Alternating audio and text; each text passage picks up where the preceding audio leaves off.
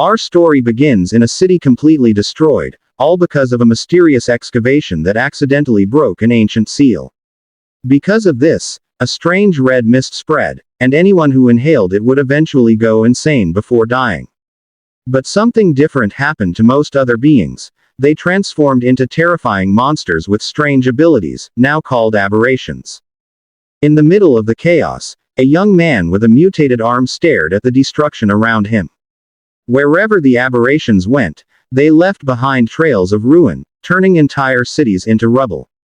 The monsters began attacking humans, and fear spread like wildfire, turning into a full-blown pandemic. In an attempt to stop the threat, the military was called, and they immediately launched a missile from a fighter jet. It hit the target and caused a massive explosion in the heart of the already destroyed city, pushing out a huge cloud of dust that covered every direction. When the smoke cleared, our protagonist was surrounded by giant wolves, and he shouted a name. Slowly, the monsters approached, baring their fangs, ready to strike. Realizing the situation, the young man's eyes lit up red, and he shouted the name again, Xiao Shui, where are you?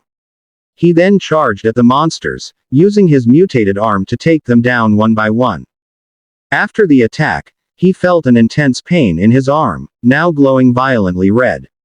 Even though his body had changed, he stood tall among the ruins, ready for whatever came next. His gaze was firm, his eyes gleaming, as he weakly muttered Xiao Shu's name once more. Struggling to walk through the shattered city, he kept calling for the girl. As he walked, he saw an old rag doll lying in the middle of the road. He fell to his knees, repeatedly calling Xiao Shu's name, reaching out with his monstrous hand to grab the doll. But before he could touch it, his arm turned back into human form. A tear of blood rolled down his cheek as he stared at the doll. Alone in the ruined city, he screamed into the emptiness, desperately asking where she was. The story then shifted back to 3 days before all this, when news reported about the mysterious red mist spreading in many places. People were advised not to panic, to stay indoors, and avoid going out unless necessary. Inside a car, we see our protagonist and Xiao Shu stuck in heavy traffic. A soldier knocked angrily on the window, shouting at them to move their car immediately. Soldiers filled the streets, and the protagonist's father complained that politicians could never be trusted. He said the soldiers were sent just to make people believe this was a normal disaster. Xiao Shu admitted she was scared, but the protagonist calmed her, saying everything would be fine as long as they were together. Quietly, he observed the chaos, realizing this was turning into something bigger. He wondered about the strange red mist that soldiers were watching in the sky. Suddenly, a car exploded on the overpass, crashing through the barrier and falling directly toward them. Everyone inside was shocked, and the father was horrified by what he saw. In the face of danger, the protagonist quickly moved, covering his sister and shouting for her to duck. The car slammed onto theirs, crushing it. The young man shouted, asking if his parents were okay. His father answered that his leg was trapped, while his mother coughed in confusion, asking what had just happened. Both parents were injured, and Xiao Shu was terrified.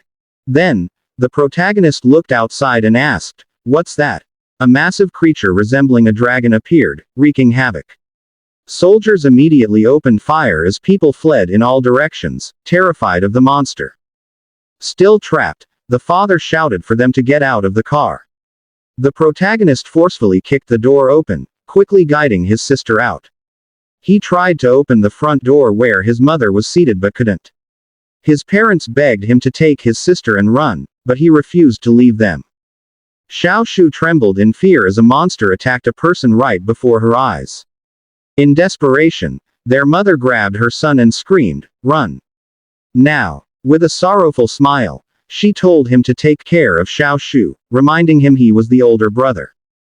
At that moment, a burst of red energy erupted, throwing the siblings to the ground. A massive wolf appeared before them, ready to attack. In fear, both siblings screamed for their parents, who were still trapped in the car. The wolf, its glowing red eyes fixed on them, bared its fangs. The girl wanted to run back to save their parents, but the young man held her back as the wolf drew closer. Above, a giant flying monster added to the chaos in the city. It wasn't only animals. Everything turned into monsters. Even people went insane, fighting in the middle of the streets. While running for their lives, the young man wondered what was happening to the world. More monsters appeared, crawling on buildings and wandering through the ruined streets. They rushed into a store to hide, the boy covering his sister's mouth as a monster passed nearby. His chest tightened in fear as he prayed they wouldn't be discovered. Luckily, the monster passed without noticing them. Relieved, he hugged his sister and told her they were safe for now.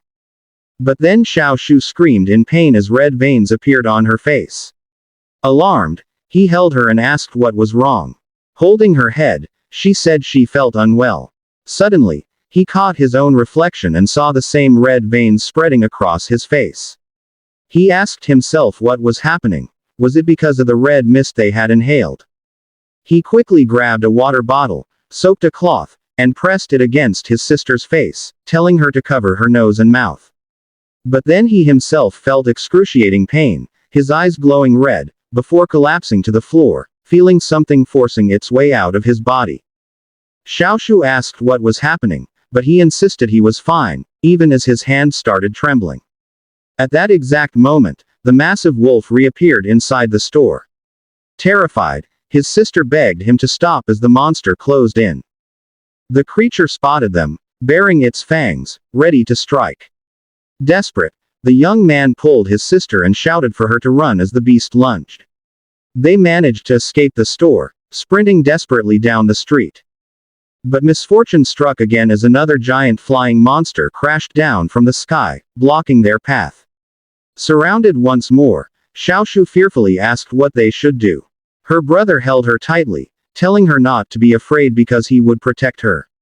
Suddenly, a massive dragon-like monster descended straight from the sky, landing with a thunderous impact that shook the ground and destroyed everything nearby. Seeing no way out, the young man asked if this was where they would die. Our protagonist dragged his sister back inside to save her, but she hesitated to follow. Inside, he picked up a piece of wood and said that it was too dangerous outside and this was their only chance. With intense anger on his face, the young man prepared to confront the monster chasing them. He charged forward and struck it with all his strength using the wood, but it shattered immediately. The creature was barely affected and now glared at him with burning rage. Seizing the moment, the monster lunged and grabbed our protagonist, who struggled desperately to defend himself. Suddenly, an arrow struck the monster's eye, startling him. From a distance, Xiao Shu asked if her brother was all right and said she would help him somehow. The monster, enraged by the injury, launched a furious attack directly at Xiao Shu, making the protagonist shout for his sister to run. The girl started running for her life while he pleaded with her not to look back. Severely injured, he began coughing and spitting blood. In that instant, he felt as if his body was being torn apart in agony, asking why this was happening now of all times. Meanwhile, the wolf had caught up to Xiao Shu, who stumbled and fell to the ground, screaming in fear. Just before it could bite her, the young man's arm began to mutate. He shouted his sister's name, grabbed a wall, and hurled it powerfully at the beast, pinning it underneath. In a flash, he reached the monster, his eyes glowing with red light as he stood above it, holding a weapon. Overcome with rage, he stabbed its head repeatedly, screaming for it to disappear. Xiao Shu watched, terrified and confused by the horrifying sight. She rushed to hug him from behind, begging him to stop. Hearing her pleas, the young man slowly calmed down and returned to normal. He remembered his mother's last desperate words, telling him to run. Even while injured, his parents smiled at him, entrusting him with the care of his sister as the eldest. The memory of happier times resurfaced, of his parents saying they had to survive no matter what. Back in the present, the protagonist returned to his human form and called out his sister's name. Xiao Shu, with tears in her eyes, worried for her brother. He smiled and apologized for making her worry, asking if she was okay. But before she could answer, a massive monster appeared in the reflection of the window behind them. It smashed through the wall, forcing him to shield his sister in his arms. A gigantic bird-like monster screeched menacingly at the siblings. Our protagonist prepared to fight and called it an ugly bird. He shouted for it to stay away from his sister and bravely charged forward with his staff. With a powerful strike, he managed to push the beast back. After the attack, he told Xiaoshu to hide, saying he would handle the monsters. He explained that the largest one of all was watching them, and he needed to lure it away. Terrified, Xiaoshu clung to him, begging him not to go, afraid he might lose control again. He calmed her with a gentle pat on the head, promising he wouldn't lose himself this time. Holding her tightly, he asked her to just wait and assured her he would come back. Xiaoshu made him promise to return safely. He smiled confidently and said he would definitely come back for her. As he ran off to lure the monsters away, he thought that perhaps hunting and absorbing the creatures' energy could make him stronger. So, with determination, he confronted a new monster, believing he could gain the power he needed to protect his family. He shouted for it to fall while staring with fierce resolve. But the giant ignored him, and instead, several wolves surrounded him. He complained that it wouldn't even bother to fight him directly. Furious, he prepared for battle, declaring he would carve his own path to the boss. He fought the wolves fiercely, landing a heavy strike with his staff. But one of them bit into his arm, enraging him. His arm transformed again, and he tore the wolf apart, shouting for them all to vanish. With a twisted grin, he wondered if this was what power felt like, and said it felt incredible. In the sky, an old warplane suddenly appeared, flying straight toward the giant monster. Noticing it, the creatures quickly retreated from the young man, which confused him. Looking at his mutated arm, he questioned what was happening to him. But then the warplane launched a missile directly at him. Alarmed, Xiaoshu emerged from her hiding spot, but he desperately shouted for her to stay back.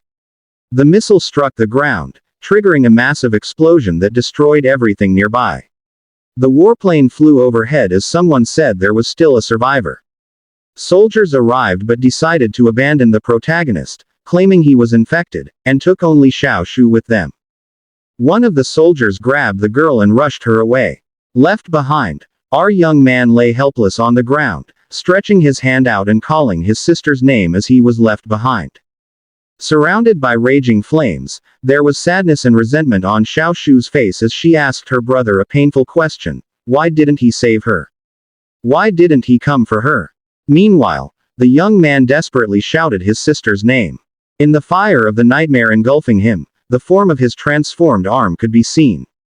And then, our protagonist suddenly woke up, gasping for breath and drenched in sweat from the terrifying nightmare. Holding his head, he cursed, realizing that the same nightmare had returned again, and wondered where his sister was now, since it had already been half a year. Fortunately, his secret was still safe. He stood up, took his things for work, and recalled all the shelters he had searched. Yet he did not find a single trace of Xiaoshu. Because of this, he joined the border patrol, hoping it would be easier for him to search. Now, the base of Shishi City was shown. A place that had clearly lost its former glory, now ruined and broken. There, he was greeted by the captain, Jia Jun, and immediately apologized for being late to his shift. But the captain had no patience. He kicked him hard and called him a useless rookie. He was ordered to climb the watchtower and was threatened not to make mistakes. From above, our protagonist saw the whole city and the red mist that had destroyed it 6 months ago. He stared at the tower, wondering if the monster he once saw was still there. While smoking a cigarette, the captain said that if the special unit couldn't handle that thing, then there was nothing they could do. A soldier mentioned that the special unit was famous, but the captain only laughed, doubting if it was even possible for them to fail. Another soldier said that the unit had already killed countless aberrations since then. Meanwhile, our protagonist grew irritated by the smell of the red mist, which seemed to make the monsters even fiercer. Then he noticed something strange: the crimson mist was moving abnormally. And then he realized that something was approaching, and it was moving fast. One of the soldiers quickly gave a warning, but the captain only silenced him. The soldier insisted on explaining why the mist seemed to be heading directly toward them. The captain's eyes widened when he saw that the special response unit itself was running away, fleeing for their lives. The soldiers asked what was happening, but the captain shouted for them to retreat immediately. Suddenly, one of them was struck, and the captain panicked, shouting for everyone to fall back. But then a sharp claw suddenly grabbed the captain, making him scream in fear. From the darkness, a giant monster emerged, and the captain thought that this was the end for him. From the tower, our protagonist heard the desperate screams as everyone struggled to escape. Amidst the chaos, he decided to jump down from above to help. At that moment, a bolt of lightning struck the ground, right in front of the giant creature. Our protagonist used his transformed arm and brought down one monster. But a much larger aberration appeared immediately, intending to swallow him whole. Yet he was fast. He struck a powerful blow and cut off the monster's head, adding to his count.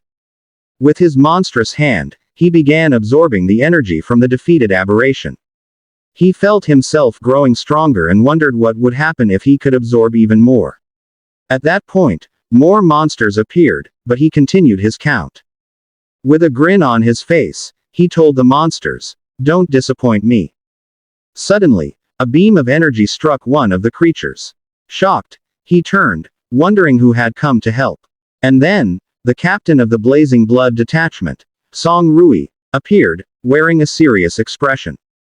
Our protagonist grew nervous when he realized that this man was part of the Special Response Unit. He quickly tried to return his arm to normal before it could be noticed. But Song Rui wasn't interested in any explanation. Instead, he ordered them to wipe out all the remaining monsters. The soldiers moved quickly and immediately surrounded our protagonist.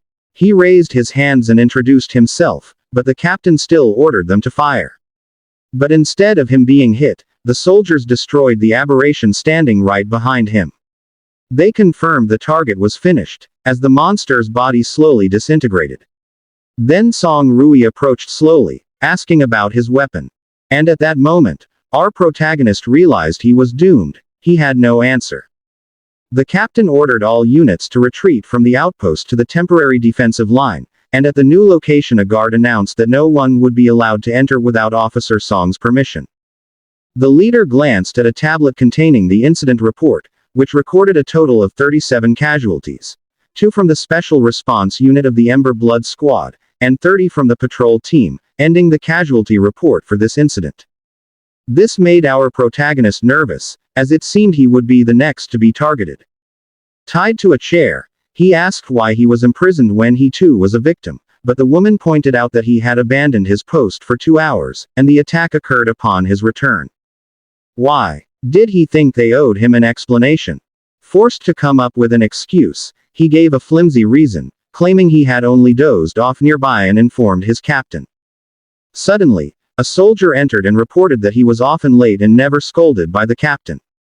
Enraged, he glared and warned the soldier not to drag the captain into this. The officer merely observed the scene and remarked that their patrol team seemed to have many problems. Meanwhile, far away, the captain he had saved lay wrapped like a mummy in a hospital bed, suddenly sneezing violently with blood, worrying the soldier guarding him. The doctor assured him not to worry, saying he wouldn't die yet, as all his test results were normal. The soldier asked if that was really normal. Back in the interrogation, the woman looked at the protagonist's file and noted that he had only passed basic training for nearly 3 months. In the last battle, 2 members of the Special Response Unit died, raising suspicion about how he had survived. He defended himself by saying he was simply afraid of dying and, being a former track team member, ran away quickly when he saw the Crimson Mist approaching. The captain asked why he had joined the army at all if he was afraid of death. Did he have no purpose? In his mind, he revealed his true reasons: to search for his sister, and to absorb strength from monsters to become stronger. For 6 months, he had been alone, wandering through ruins in search of his sister. He was gradually learning to control his transformation between beast and human form. During that half-year, he avoided people like a lone wolf, using primitive methods to search through every ruin and visiting every human settlement just to find his sister. The captain approached him, accusing him of being a coward who abandoned his post and hid information. She seriously asked if he understood the punishment that awaited him, prompting him to ask if she meant to finish him off. She drew closer and asked about his hands, making him realize she had seen his arm. She whispered in his ear, asking why he lied and what his true purpose was. Suddenly, a violent earthquake shook the entire place, forcing everyone to prepare. The captain asked if it was an earthquake, but the protagonist felt a familiar sensation. He quickly stood and shouted for them to run because a horde of monsters was approaching, but the officer didn't believe him and accused him of trying to escape. She used a strange electric power to knock him to the floor, demanding if he was disregarding her. Other guards worriedly told her to calm down as she was going too far. With the impact, the floor gave way, and they all fell together into a deep pit. After the fall, they found themselves in a dark place, and the officer wondered where they were. Still in chains, the protagonist noticed they seemed to be in an underground area. Irritated by the darkness, the leader ordered one of her men to provide light immediately. A soldier called him a disaster, but he retorted that they could report him once they got out. One soldier pulled out a glow stick and lit it, revealing that they were inside a massive labyrinth likely dug out by monsters. The leader ordered everyone to calm down and perform a weapons check, then grabbed her rifle and commanded them to stay in formation and guard the rear. Suddenly, a strange sound echoed through the cave walls, making everyone uneasy. The protagonist sensed something in one direction and stared. A soldier asked what he was doing, and he replied that he heard wind, which excited the soldier, thinking it might be an exit. The soldier checked and confirmed there was indeed a breeze, praising the protagonist's sharp hearing. He saw a light, but suddenly an insect monster appeared, causing the protagonist to shout at him to get away. It fired a strange projectile that nearly hit the soldier, and the captain immediately retaliated with gunfire. The creature's sticky fluid seeped into the ground, and the protagonist warned them not to let it get close. The leader scolded the soldier for acting without orders, and he nervously agreed out of fear.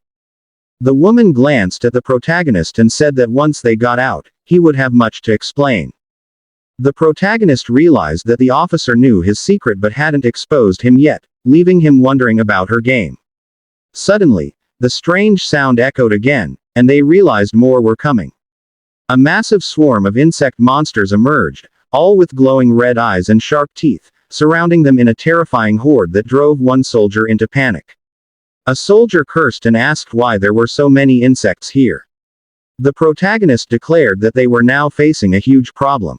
The monsters charged, ready to pounce on the surrounded group, but the leader wasted no time and immediately opened fire to try and create a path, forcing everyone to run while continuously shooting at the relentless monsters chasing them. The officer shouted at our protagonist not to stop running, saying now was not the time to hesitate. He then noticed that the chase had suddenly stopped and pointed out that the entire horde seemed to halt, making them all look ahead where a soldier pointed toward a massive cave. Inside, they saw a colossal monster absorbing the crimson mist. From there, it began gathering the mist into a red energy ball in its mouth. Sensing the imminent danger, our protagonist shouted to warn them all to be careful because that thing was extremely dangerous. The officer used her weapon and fired at the monster from afar, but the creature immediately released an immensely powerful red beam of energy in their direction. The purple energy from the leader clashed in the air with the crimson beam of the beast, and the woman's attack struck the monster's face, causing it to stagger slightly. Meanwhile, the monster's attack nearly reached the leader's face, and someone shouted to warn her to dodge, but our protagonist quickly leapt in front of her and used his transformed arm to block the beam. Shocked, the officer stared at his arm, but he said he would explain everything once they made it out alive. Facing the massive creature, he vowed that once this was over, he would tell the whole truth, causing the officer to worry since even her attacks had no effect, but he only smiled confidently and told her not to worry as he turned to fight. At that moment, he rushed toward the monster at full speed, declaring it was time to begin. He thought the monster was also of Dominator class like him, while a screen displayed the monster ranks. He landed consecutive heavy punches on the beast's body, wondering how strong he would become if he absorbed it. After landing on the ground, he realized his attacks had no effect. In his mind, he admitted the monster was tough, and if it were ordinary, it would have fallen long ago, but this one was like a tank, likely having devoured many others like it. The giant monster struck with massive claws, but the protagonist easily dodged and remarked that its movements were slow, thinking all its points must have been placed in defense. His eyes gleamed as he mocked the monster, calling it nothing more than a walking punching bag. The other soldiers also fired, but their bullets had no effect, making one ask if he was just dreaming. He recalled that the protagonist used to be a coward who always ran away, but now he was fighting like a monster, leading him to question who this man really was. The officer fabricated a story, claiming he was a secret government experiment created to fight monsters, which a soldier questioned since he knew him as a coward, but the woman insisted she only confirmed it when he saved her. Another officer, Lin Yangji, asked if the captain was hiding something, but the woman continued her lie, saying he had escaped from a laboratory and infiltrated their patrol, warning the soldier that the information was highly classified and forbidden to tell anyone. Meanwhile, the monster prepared another red energy ball and unleashed it directly at the protagonist, who immediately felt the extreme danger and was forced to act. He shouted for everyone to move away as the red ball drew closer, and when it struck the ground, it caused a massive explosion that created an enormous wave of dust. As the smoke gradually cleared, the officer stood, still alive though shocked, along with the soldier who had survived and was astonished to still be intact after the blast. That was when he noticed Officer Yangji had shielded him, and he called his name in worry. Yangji's leg was severely injured, but he accepted it as a fair trade for a life. The wounded officer said he didn't become a soldier just to fight monsters but to protect humanity, and that he would never abandon his comrades. On the other hand, the monster struck again with its claws, hurling the protagonist far away. Lying on the ground, he cursed when he noticed the mist's energy had run out, his arm reverting to normal, leaving him completely powerless. He faced the Dominator-class creature and realized the situation had only become worse. Suddenly, a loud gunshot rang out, followed by an explosion that struck the monster's head, surprising our protagonist. He turned and remembered the leader, Song Rui. She called out to him, telling him he must not die here because there were still many things he needed to explain to her. After being hit by the purple beam, the monster only stared at the woman and seemed to laugh. She was shocked by the creature's reaction and asked if it was really mocking her attack. Right after, the red mist poured out from the rifts and went straight toward the colossal monster. The leader realized it was restoring its strength and healing all its wounds. She understood that it could draw in mist from different places to regain its full power. Because of this, she shouted for them to retreat, but the protagonist refused, saying that today this monster would fall. He declared that the red mist was also making him stronger, and this was the best chance to strike. The officer warned him that if the plan failed, this could be his last battle. But he answered that he had already faced death many times, so what was one more? At that point, she agreed and said they only had one chance. She would unleash all her power to shatter the armor on the monster's head, and it was the protagonist's duty to destroy its brain. The leader aimed at the monster's head, preparing for her strongest attack.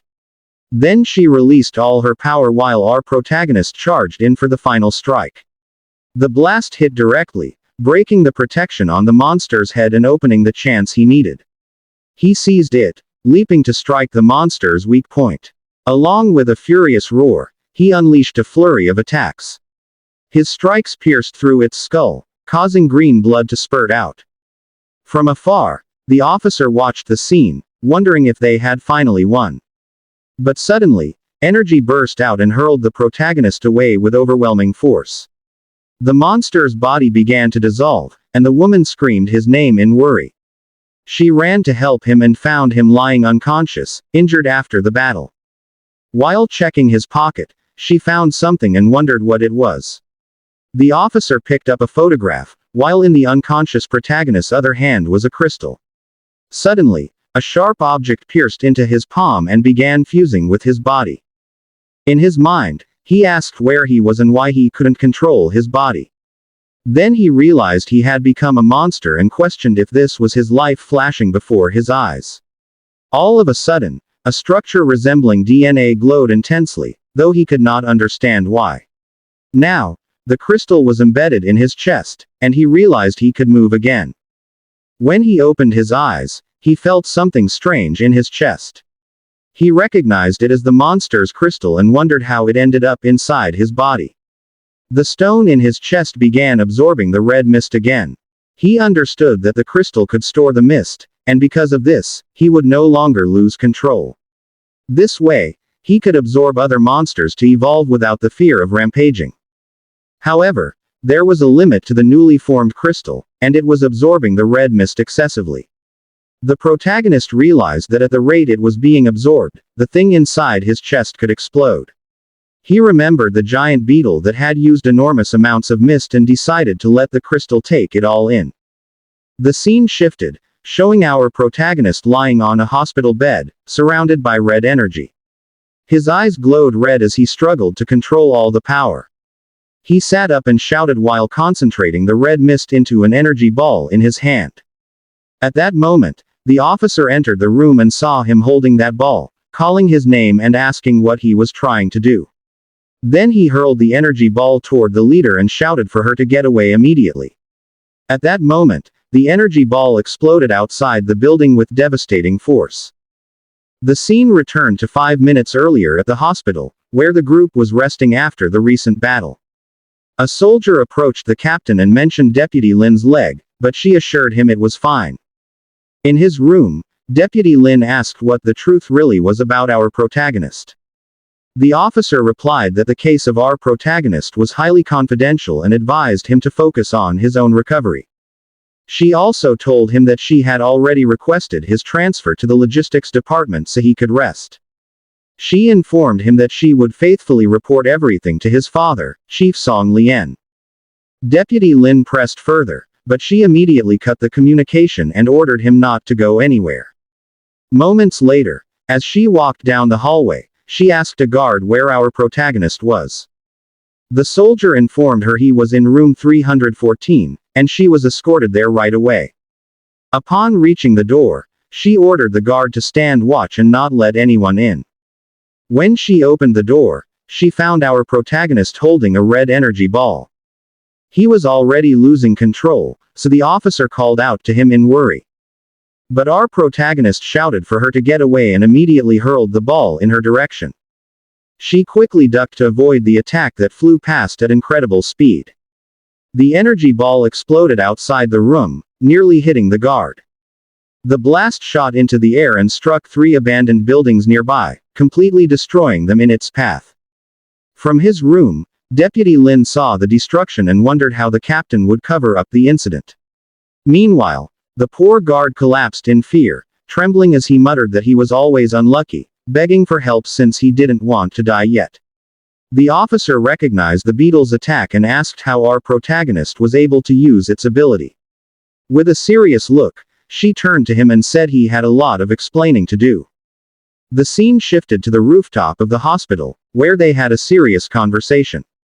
With her arms crossed, she asked if he could absorb monster cores and learn their techniques. Our protagonist explained that he could absorb and store the red mist, and the crystal in his chest would automatically adjust. The captain gave him a mocking smile, saying he truly had many special qualities. Our protagonist admitted he had indeed gained their strength, but he feared that he might also turn into a monster. At that moment, he looked her in the eyes and asked if someone like him could still be considered human. She answered that he was different, and everything depended on how he used his power. The captain continued, saying that his strength was both a danger and a powerful weapon. She then laid out 2 paths. The first was for him to join her team as a reserve soldier, and the second was to be treated as a threat and eradicated like the other creatures. Our protagonist repeated the word, eradicated, with a serious expression. She pointed toward the destroyed buildings and asked if he thought the city's troops could really handle him. She called him arrogant and offered him several benefits if he joined her unit. But he doubted her and asked why she would risk recruiting someone like him. The officer admitted that she needed him for a specific purpose but insisted they were not enemies. She gave him a mysterious look, as if still hiding something from him. Then she handed him something, saying he could treat it as a deal. When he saw it, our protagonist was shocked. It was a photo of him and his younger sister. Stunned, he asked how she had gotten it. The woman told him not to underestimate her and offered to help him find his sister using her intelligence network. Our protagonist realized that on his own he had limits, and the investigation would be much easier if someone of high rank was involved. He accepted the deal but stated that since she was desperate to have him, he had one condition. With a playful smile and his hand behind his head, he demanded higher pay since he had spent everything searching for his sister. The captain approved him as a reserve soldier with the highest salary and ordered that his papers be processed. Our protagonist gave a respectful gesture and said he would go to the patrol team to arrange his transfer. As he walked away, he suddenly seemed to recall something important, pausing slightly in deep thought. The captain informed him that she had paid for the hospital damages but would deduct it from his salary. A flash of memory passed through his mind, of a wounded man he had promised to save. Watching him walk away, she felt that this young man was the key to what she sought. She believed our protagonist held the secret to turning a monster back into a human. And our protagonist arrived at the Chishi City Patrol building to process his transfer, and at that moment he asked the man who got down from the military truck if he was also heading to the Special Response Unit. The man introduced himself as a trusted aide of Captain Song and Deputy Lin and said that they should work together since both of them were praised by their respective captains, but our protagonist tried to recall the boy's name and realized he had never paid attention to him. Suddenly he waved to someone, excitedly saying that Captain Ja was fine and had recovered, so our protagonist looked in the direction he was pointing and saw the captain surrounded by several soldiers. A big thug immediately mocked Captain Ja, reminding him that he was attacked just because of a woman. This was Zhang Shi, who instantly kicked him and called him a government beggar. Yan Hao could not stand that cowardly act and quickly rushed forward, but he was easily defeated and thrown to the ground. Zhang Shi grabbed Ja by the jaw and threatened him, forcing him to kneel and lick his shoes, while warning that if Ja did not obey, he would break the young man's arm so he would need crutches. The wounded captain trembled with rage and humiliation and was about to kneel little by little to protect his comrade, but our protagonist stopped him and said there was no need to kneel. He smiled and said that Ja had once helped him, and it was time to return the favor, along with a threat that he would break the bones of anyone who laid a hand on Captain Ja. The men were shocked and could not believe our protagonist's boldness, so in anger they charged at him shouting that he was seeking death, but he was not nervous at all and prepared for battle with a cold expression. He swiftly kicked the first one and began counting, elbowed the second, swept the legs of the third until he fell, and punched the fourth with full force, sending him flying and crashing into the wall that left a small crack. In just a few seconds, all the thugs were lying on the ground, completely defeated. One of them widened his eyes and shouted that their captain was an E-rank warrior and wondered how the protagonist could be that fast. He quickly pulled out a gun and called him trash of the patrol team, but our protagonist only smiled and fearlessly dodged the bullet, swiftly disarmed him, and said that the problem was he was too slow. The shot was far too slow, then crushed the gun with his bare hand and added that the man did not even reach 1% of Song Rui's speed. Because of this, the thug drew a knife and angrily charged, but our protagonist immediately grabbed his arm and effortlessly restrained him, held him by the neck and asked if he was the one who would make Captain Ja kneel, but before he could explain it was too late.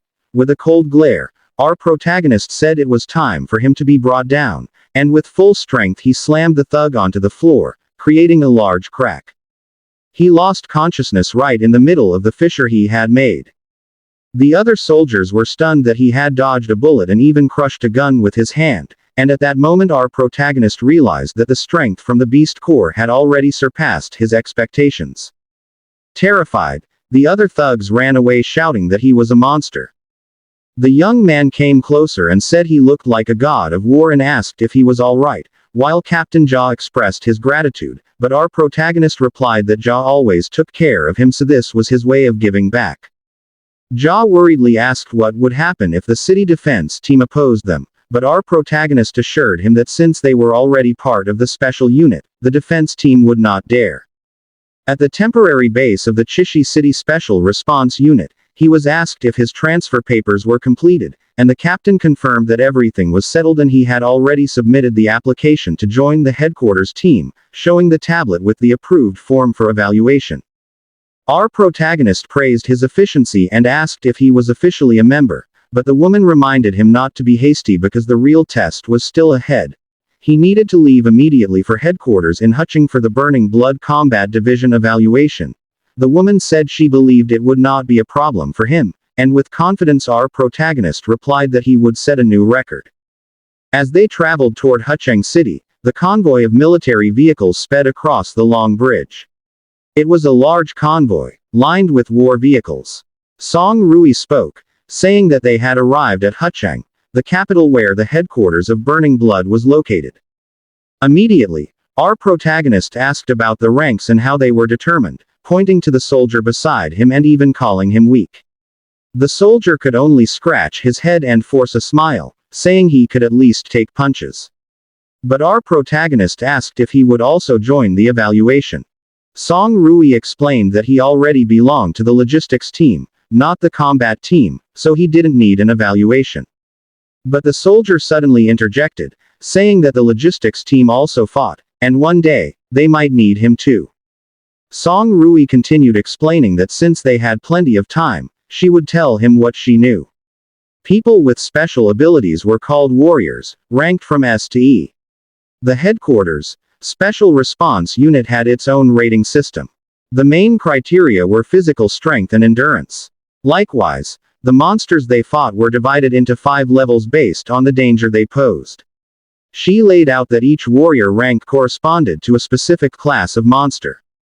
She also mentioned the Beast Core, which immediately confused our protagonist. Yan Hao explained that humans only awaken special abilities when interacting with a Beast Core. He added that talent, luck, and physical condition affected affinity, and if it was high, one could gain multiple abilities. But if you absorbed only a single core, you could only reach rank E. Suddenly, the vehicle stopped. A guard blocked the convoy and said the road was closed, forcing them to turn. Song Rui grew annoyed and asked why they were blocking the special response unit. On the side, a luxurious car with a strange symbol on its door caught the captain's attention. She wondered why someone from the Green Vine group was there and felt uneasy.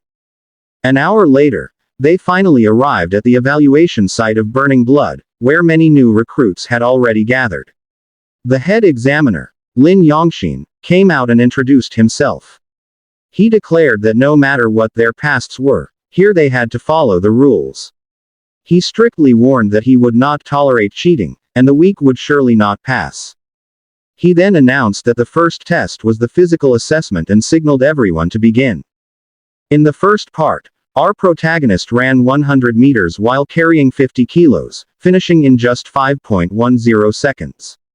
In the strength test with electromagnetic dumbbells, other recruits struggled to lift the weight, but he effortlessly raised 500 kilos with one hand, shocking everyone. Next came the striking power test. With a powerful punch to the machine that measured force, his blow was so strong it broke the machine, which only displayed an error message, unable to calculate the result. 10 minutes later, he approached the examiner and said he had completed all the challenges. The examiner confirmed it and announced that our protagonist's total score was 198. All the recruits were stunned, as the previous highest record was only 140. Some doubted him and asked if he had cheated. One staff member even reminded instructor Lin that the record for newcomers was just 140. At that moment, Zheng Jin, the captain's brother from Chishi, suddenly appeared, saying he didn't believe our protagonist's results. The examiner grew annoyed, saying he had personally supervised the test and even had a recording, asking if Zheng Jin was accusing him. Zheng Jin backed down, pretending he was only curious, but his smile hinted at ulterior motives. He even approached our protagonist and asked if he was Yan Hao from the Chishi City Patrol team. He claimed he only wanted to greet him since they were from the same place. But in his mind, he still vividly remembered his brother's humiliation and vowed to make our protagonist pay tenfold. Quietly, our protagonist observed him leave, pondering his comment about them being from the same city. The examiner then explained further, introducing Jung Jin as one of the rich sons from the Shishi defense team, and asked if he knew him. Our protagonist replied no. At that moment, he fully realized how rotten the city's entire defense system was. Finally, the examiner announced the results of the physical test, listing the ranks of several recruits, and declared that the first place went to Yan Hao, who scored 198 points.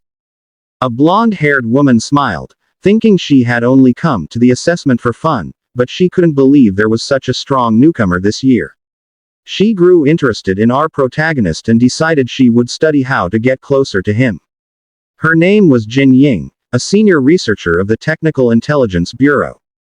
Inside a dorm room, we see Jong Jin alone, sitting with a tablet in front of him where he is speaking to someone. Annoyed, he said that he should have gotten first place in the previous test. Angrily, he complained that two monsters suddenly appeared and ruined his plan.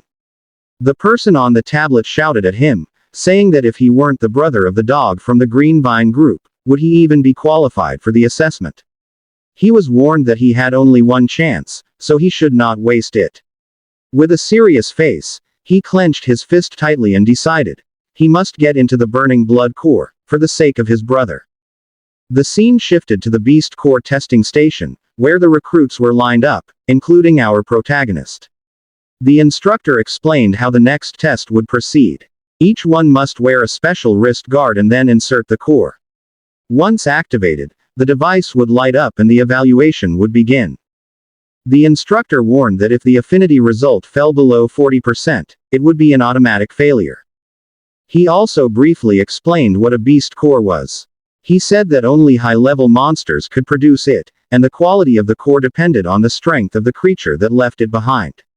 Each core could grant different types of abilities, from elemental to support skills. However, he clarified that the wrist guard they were using now was the weakest one, only for testing affinity, and did not grant real abilities.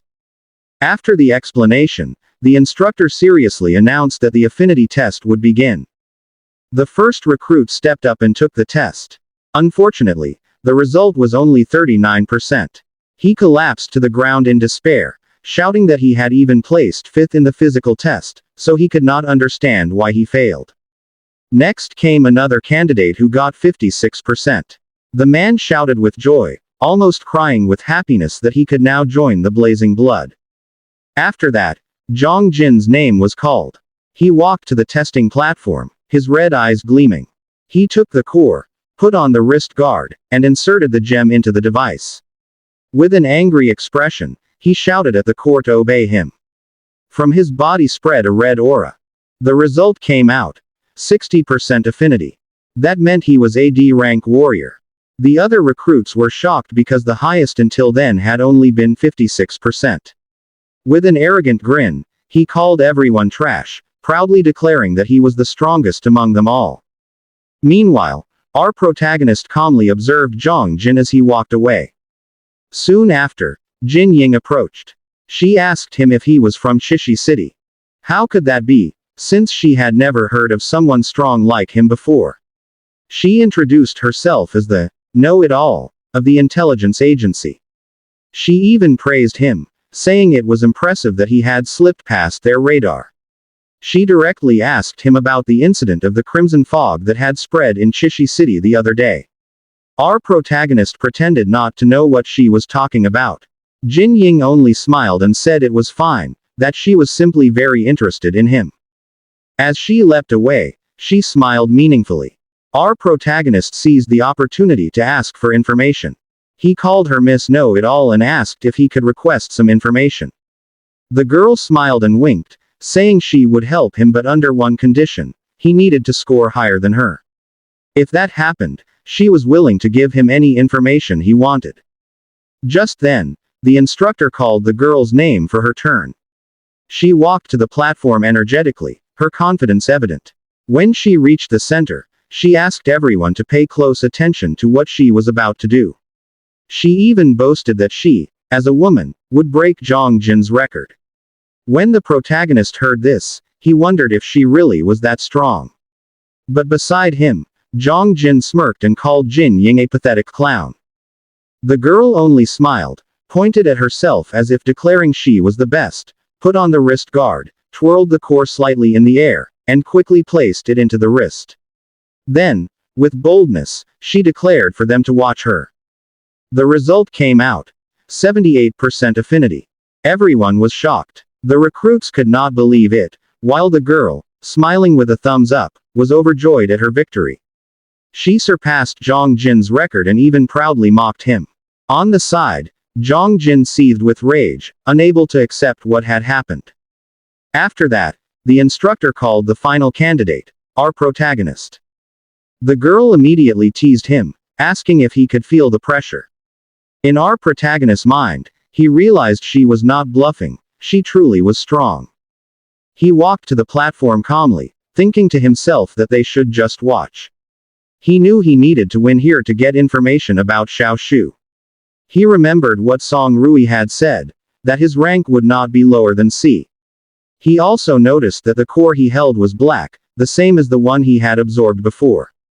With a confident smile, he put on the wrist guard and activated the device. He raised his arm, ready to see his true potential. The first result appeared. C-rank warrior. The recruits were stunned. One of them even commented that that level was already fit for a squad leader. But suddenly, the display on the screen changed. It showed a system error. Everyone was confused, as it had never happened before. And to everyone's shock, the final result appeared. 0% affinity. Everyone was stunned, especially our protagonist. He could not understand what had happened. Zhang Jin started laughing and called him a big loser, mocking him that even the beast core rejected him. Our protagonist only had a serious expression. At that moment, he looked at his wrist and noticed something strange, feeling that there was something wrong with the device. The wrist guard began to emit a red aura, and the beast core was directly absorbed into his body. His eyes flashed red as he realized what was happening. His body was forcibly absorbing the core. The blonde woman ran to the computer, unable to believe the result. She shouted that this had never happened before, the lowest they had seen in the past was 1%. But with a smile full of joy, she said she needed to record it, adding that her old man would surely be happy with the news. Meanwhile, Zhang Jin smirked maliciously from the side. It seemed that he had also noticed the strange occurrence with the beast core. He told the instructor that the core had disappeared from the hands of our protagonist, shouting that Yan Hao had stolen the test item. The instructor angrily shouted that the test had malfunctioned and demanded to see the equipment. He ordered our protagonist to raise his hand for inspection. The man was shocked when he saw the wrist guard was empty. He asked where the beast core that should have been there had gone. With hesitation on his face, our protagonist raised his hand and said he had no idea what happened and that the situation was very strange. In his mind, he knew he needed to come up with an excuse quickly, or else he might become an experiment. He decided to gamble everything and pretend that the ongoing transformation was an ability from the core that had vanished.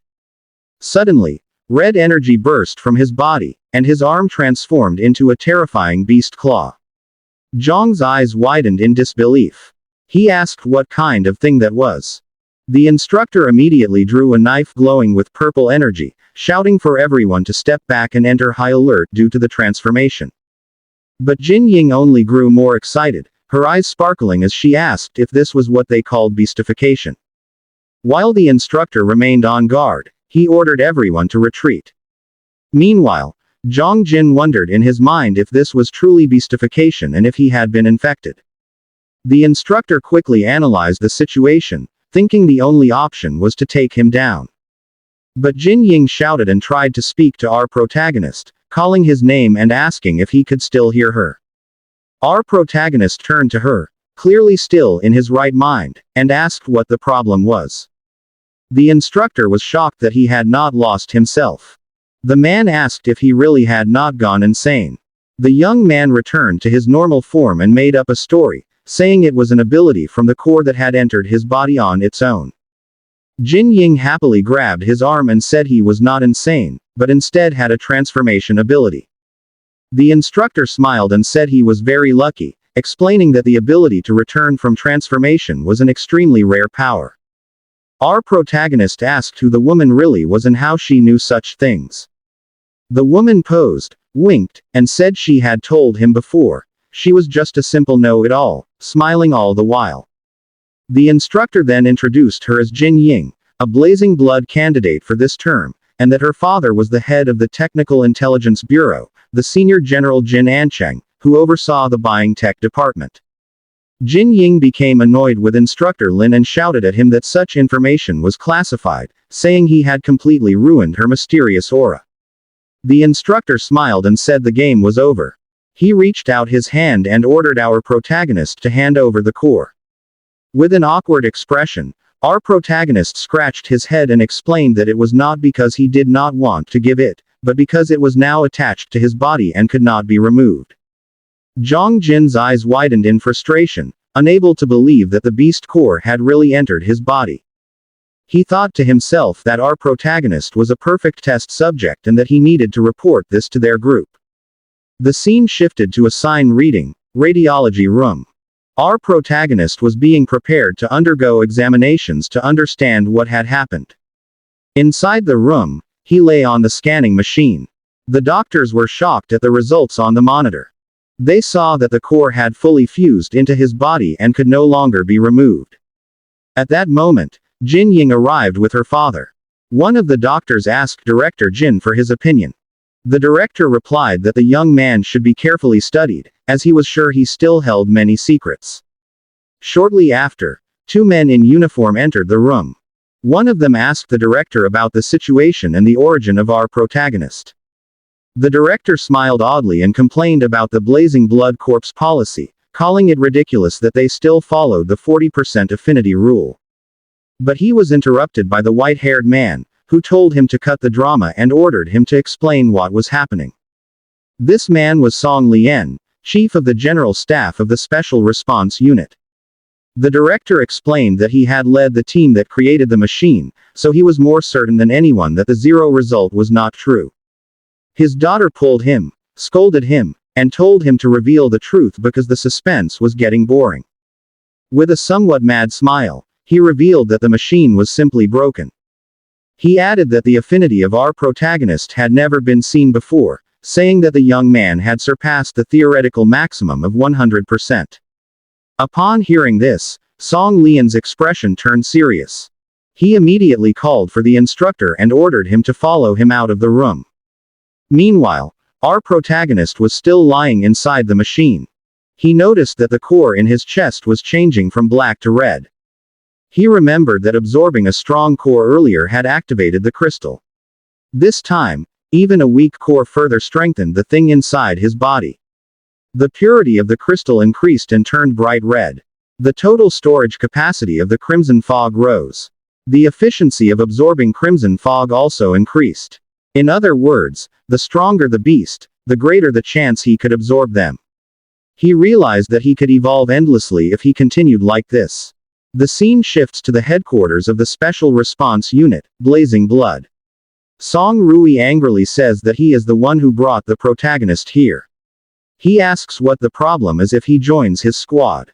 His father calmly replies, telling him to fix his status and his tone. Then he asks if he has been playing too much and giving attention to AC rank rookie. Song Rui explains that he promised to include him in his group. He says not to make him a soldier who does not keep his promises. His father answers, a soldier's word is for the country, not for one person. He adds that the protagonist is already a member of the Yongxin team, and that cannot be changed. As a fellow Blazing Blood squad leader, does he want to fight for this just to recruit him? He orders his son to return to his post, and that is an order. Song Rui reluctantly agrees, thinking to himself that he will find another way. The scene shifts to the Blazing Blood barracks, where Jin Ying shouts the name of the protagonist. He says there is a big announcement. While raising a paper, he happily announces that a newly discovered nest between Lake City and Redstone City is sending rookie Blazing Blood members for their group. He also informs them that he submitted an application to Instructor Lim for their group. Our protagonist, Yang Hao, who is AC rank, is now officially a member of the Special Response Unit of Blazing Blood, in Lin Yongxing's squad. The protagonist is shocked at the news. A few hours later, they head to Instructor Lim's office. He explains that their mission is to investigate and assess the level of threat. Stay alert. Even though it is a low-level monster nest, it may change due to the red smoke. Jing Ying then tries to act cute while boasting that data collection is his greatest trait, so the protagonist should not worry, he will handle it. The scene shifts again, as the protagonist travels aboard the armored car. Jin Ying explains that the threat levels of monster nests are divided into 4: weak, moderate, strong, and extremely strong. There are also different types such as moderate strength. The low-level nest they are heading to is a kingdom of bees. Its structure is simple, but the internal pathways are complicated. And the most dangerous part is the massive swarm of stinger bees composed of many worker bees and a small number of soldier bees. Hearing this, the protagonist asks if one person really cannot handle the bee nest. Is it really necessary to bring 3 vehicles full of people? Jin Ying answers. These are iron bees, not small honeybees. Suddenly, the soldier driving their vehicle freezes and says something is blocking their way. When the protagonist looks out the window, he sees things flying in the sky, giant bees with glowing red eyes. He shouts, asking if bees are really this big. Jin Ying tells him that he already said earlier. These are iron bees, not honeybees. The driver quickly maneuvers and tells everyone to hold on tight. At that moment, the bees release their stings. Seeing this, Jing Ying shouts that this is not good because iron bees attack using their stingers, and their vehicle's armor cannot withstand it. At that moment, the protagonist shouts. He will fight the bees outside. He thinks this is the perfect chance to test his newly formed move. Holding the car door, it gradually begins to change. Moments later, he steps out of the vehicle with monstrous hands. He yells at his companions to find cover and defend themselves. He will be back. He begins attacking the giant bees using his transformed arms. The driver is shocked and asks what kind of ability that is, as he managed to turn the car door into a weapon. Smiling, Jin Ying says that it is a transformation skill. He adds that during the assessment, the protagonist managed to absorb a beast core. At first, he thought the protagonist could only transform himself. He did not expect that he could also use objects for his transformation skill. This means he can turn anything into a weapon. He takes out his notepad, saying this is astonishing and that he must record the battle data. He needs to study it when they return. As the protagonist continues fighting, suddenly a green light shoots directly at him. It pierces through his created weapon, and he wonders what that green thing was that broke through. He realizes that attack is stronger than an iron bee's stinger, capable of breaking his defense. Without hesitation, he shouts to his companions that there are more enemies. He does not know where the attack came from. He warns Jing Ying and the others again to be careful and find a safe hiding spot. The group hides beside a large rock, but one soldier wearing fire protective gear opposes Jing Ying. Arrogantly, he says that iron bees are afraid of fire. Jing Ying warns him not to go out, but he still runs, until the green light strikes him. It directly hits the tank on his back, causing a huge explosion, and he burns alive. The protagonist continues battling the giant bees and asks Jing Ying where the green stings are coming from. Looking at his tablet, Jing Ying explains that it is from a hound-class queen bee. Its stinger has poison capable of piercing armor below C rank. The protagonist shouts in disbelief if such a monster really exists here. The one who investigated this area must have made a mistake because this is not a low-level nest. Hearing this, the protagonist tells Jing Ying to help him fight the scout-class bees, and he will take care of the queen bee. Jing Ying immediately agrees. He releases a surge of energy from his body, gradually gathering it into his hands, then shouts, "Storm." He unleashes sharp winds that strike the monsters one by one, creating a path toward the queen. Seeing this, the protagonist's eyes glow blue. He thinks he has caught it now. A gigantic queen bee with 3 glowing red eyes appears before him. As his eyes shine, he removes the weapon attached to his hands and slowly wraps it like paper until it forms into a sharp spear. He raises it and tells himself that its shape will handle the rest. Then, he stomps the ground hard, shattering it, takes his stance, and hurls the spear surrounded by a crimson aura straight at the queen bee. The queen of the bees could no longer react to the attack and was immediately struck in the abdomen, the protagonist's weapon almost piercing through. When Jing Ying saw this, she could hardly believe that the protagonist had directly hit the queen's vital point. But it was still not completely defeated. Jing Ying even questioned how it gained such power, since it was only a hound class. She thought maybe it was not, but before she could finish her thought, she immediately shouted at the protagonist not to let it escape. However, the protagonist was already close to collapsing from exhaustion after his attack. As the bees escaped with their queen, Jing Ying shouted that the queen would evolve into an overlord class. The protagonist simply lay down and said to let it go, since he had no strength left. He also thought that if he did not obtain any crimson fog, his energy would be quickly depleted. He still needed to save enough energy for the bee queen. With her hands on her waist and smiling, Jing Ying asked the protagonist what he was doing. Was he trying to score low? She told him not to say he needed a girl like her to save him. The protagonist quickly got up and said he was not interested in little girls. Jing Ying became angry and asked who he was calling a little girl. Jing Ying handed him a chocolate bar and told him to eat it and rest for a while. But the protagonist refused and said he was not hungry. Suddenly, a group of soldiers arrived and asked if they were all right. The protagonist answered that they were fine. He added that they should clean up the area, set up a temporary defensive position, and report this immediately. Jing Ying then said she had already reported it. After they had set up, Jing Ying stood on top of the vehicle while watching the hive of the bees. Using a device that detected crimson fog, she said the readings were too low, so they could enter the hive if they wore protective suits. The protagonist then asked if they would not wait for backup. Jing Ying replied that the bee queen was already injured, so this was their chance to gather data and finish it.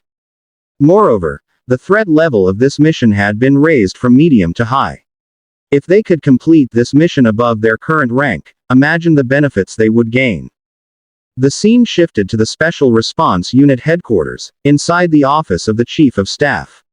Song Rui's father told the officer that the higher-ups were currently divided. It was not only their group that wanted to develop the protagonist into a high-tier asset. There was also a group of mad scientists who wanted to use him as a test subject. Since the protagonist was special, he ordered the officer not to take his eyes off him. Suddenly, the officer's transmission device rang. When Song Rui's father noticed it, he ordered him to attend to it immediately. The officer agreed. When he answered the call, he almost shouted in disbelief because the threat level of Yan Hao's group's mission had been raised from weak to strong. He even asked his caller if the protagonist and Jing Ying were already inside. When Song Rui's father heard this, he said that Jing Ying might be arrogant, but she was meticulous. She would not issue such a report so easily. He thought something strange was going on. Then, he ordered the officer to dispatch the nearest Blazing Blood unit as support, led by Song Rui, and mobilize them immediately. Their primary objective was to ensure the safety of Jing Ying and Yan Hao. Their secondary objective was to eliminate the beast hives. Suddenly, another officer appeared behind them and reported. The high-ranking officer asked Yongji if he was not supposed to still be in the hospital. Song Rui's father then asked Yongji if he had any objections to having his younger brother continue serving under Song Rui. He ordered him to report to Captain Song Rui immediately and serve as his assistant. He added that this was an order.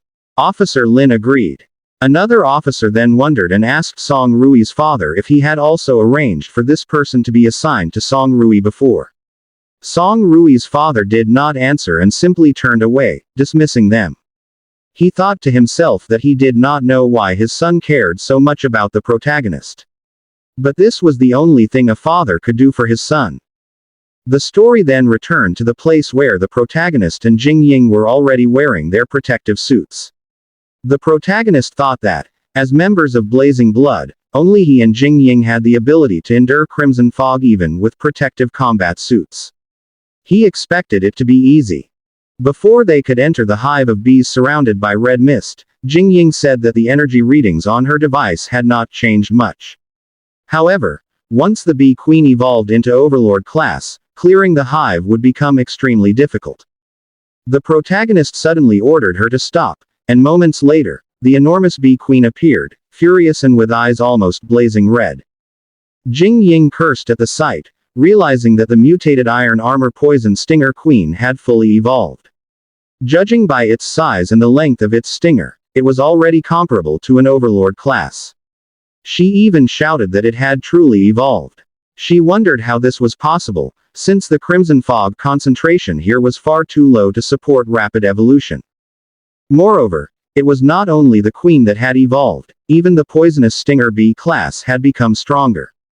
Jing Ying grew frustrated as she looked at her device, saying the crimson fog concentration here was really far below the threat level. She even wondered why her device was not detecting it. Suddenly, Jing Ying weakened, fell to her knees, and coughed. This worried the protagonist, who turned to look at her.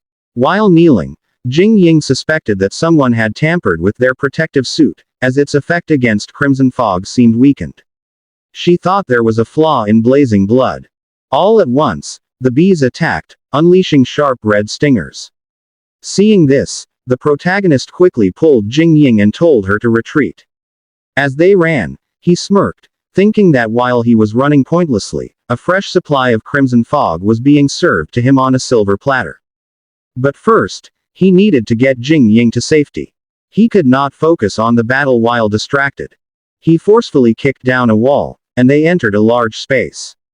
The protagonist told Jing Ying to hide there, as it was a safe and ventilated spot. He also told her to contact headquarters and inform the reinforcements to bring proper protective suits. He added that he would handle the enemy. Jing Ying agreed, saluted him, and said she would update them with all the data from inside and the latest situation. Before the protagonist faced the giant bees, Jing Ying called out to him and warned that if he did not return, she would find him even in hell. The protagonist only smiled and told her not to worry, because he would come back. He then walked toward his enemy, the queen bee. He thought to himself that finally, he had the power to protect the people he cared about. As he stood surrounded by giant bees, including the overlord class mutated iron armor poison stinger queen, he said in his heart that today, once again, he had made a promise, just like the one he made to his sister Xiaoshui.